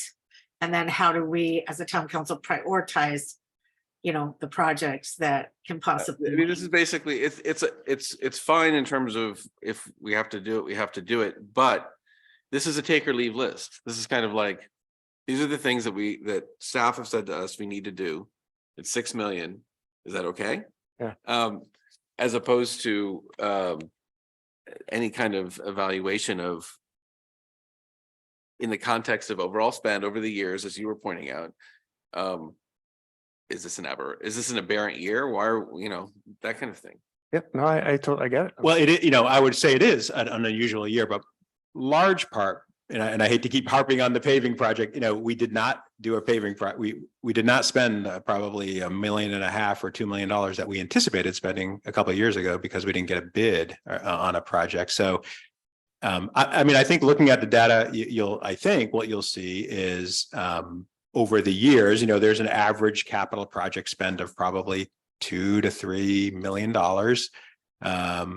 This year, it's potentially higher because last year was likely less when we look at the numbers. So I think looking at the numbers is super important, and we can generate the raw numbers relatively easily. Digging down into those numbers and deciding what was discretionary and what was not, maybe it'll take more time. Well, and the interesting thing about the last year to this year is that it would change the shape of the slope from, I don't know if everyone can see, but from Right. a curve like this to something that's more like this. Yeah. But it wouldn't change the overall direction of the slope. No, but you know, Yeah, and and I'm not it's- advocating for any particular direction, but I would say is, again, if you look historically, it's not unusual for the Okay. town to go Well, through this. So, and just for me to clarify, I lost myself procedurally here for a moment. This is kind of a workshop to discuss the capital improvements. They're going to come back to us in the form of a budget at some point. Absolutely. Yeah. This is just a Right, so discussion there's no item. Decision being Yeah, made today, but that the data that we're asking for will be very useful to inform that decision. absolutely. And, you know, when we come back, I mean, it's only a couple months away, but we should have slightly more refined estimates and numbers at that point. I don't think it's going to materially change the shape of what you're looking at, but we will be coming back to you as part of the budget approval process to, you know. Well, and part of the benefit of living in a community like we live in, where we are in such fiscally good shape, is that we can spend the money we need to when we need to. I guess I'm trying to come up with a way for it not to be here's the package, do you approve? And a little bit more analysis by the council in terms of, does this make sense to spend at this rate now? Oh, they're all interesting questions. And believe me, like we can't I get mean, together. and you're talk- the finance guy. But I'm also a profligate spender guy. Like we got money, we should spend You're a it. you know? profligate spender. Yeah. Deirdre's sitting right there. I don't know if you know. The question of should we spend at this rate now can only be informed by knowing what. I can't hear you. The question, do we need to spend at this rate now, really can only be informed if we know what we're going to have to spend in the future. Yeah. Right. And that's Is this going to informed, be a continuing line, or is this going to be? and that's informed by what we spent in the past. Yeah, that's critical. And the council does have like a history of postponing things that we deem not necessary, and the royal we, because like you look, we have a discretionary fund for the Public Works Courtyard, right? And we've had that fund for 10 years, ever since I started coming to capital projects meetings, and the council's always like, later. Yeah, we're really good at putting that one off. And I want you to know 20 years ago, when I was first elected to the council as part of the ride along with Public Works, I got a list from Tony Jacoby of what needed to be done to make the Public Works courtyard a more workable space. So So we've been thinking about it for a a long long time. Well, while we're here, let's ask the question then. So where does the courtyard fit into this analysis of what we're spending now and in the future? Well, as Mayor Ryan indicated, the council established a discretionary reserve fund many, many years ago, and there's approximately $3.5 million in it. You know, we're not including any recommendation this year for expending money, partly because one of the things the Parks Master Plan process is going to analyze is how do we maintain, you know, what are the assets we have to maintain the parks? How are they currently being utilized? And we're assuming that the Parks Master Plan process will make some recommendations on what the appropriate level of resources the town should expect to expend to keep its parks at whatever level we determine is reasonable. So in talking about the capital improvement program this year, we decided, you know, we're just going to put that on hold, let the Parks Master Plan process go through and see if there are any recommendations related to maintenance facilities. You know, because the courtyard is where all the maintenance stuff is, and half of the staff is dedicated to parks there. So that was our decision this year, not to move forward on anything with that. Now, didn't we recently consider really needed seismic upgrades to the actual structures? And We're aware, you know, it's no secret that the structures at the courtyard are seismically deficient. That's just one of many deficiencies there, that some that can be solved, some that can't necessarily because of the peculiar configuration of the site. But yeah, absolutely. There's definitely structures there that need to be upgraded. But again, it partly goes back to what Councilmember Wellner said, which is how do we know what we're going to need to spend, 5 years from now, and what's the appropriate level of savings we need to establish to pull off what are large projects, right? When the last time we seriously talked about what it would take to appropriately rebuild a courtyard in that location, we were talking about $15 million, $14 million. So, and for obvious reasons, that's a tough, that's not palatable or difficult for the town to figure out how we would do that.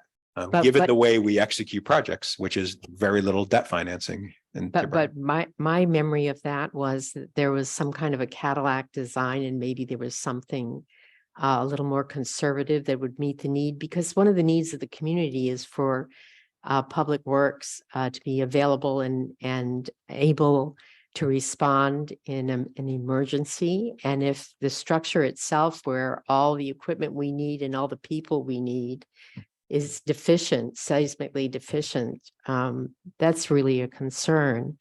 And I think it outweighs having the perfect $15 million facility. Right.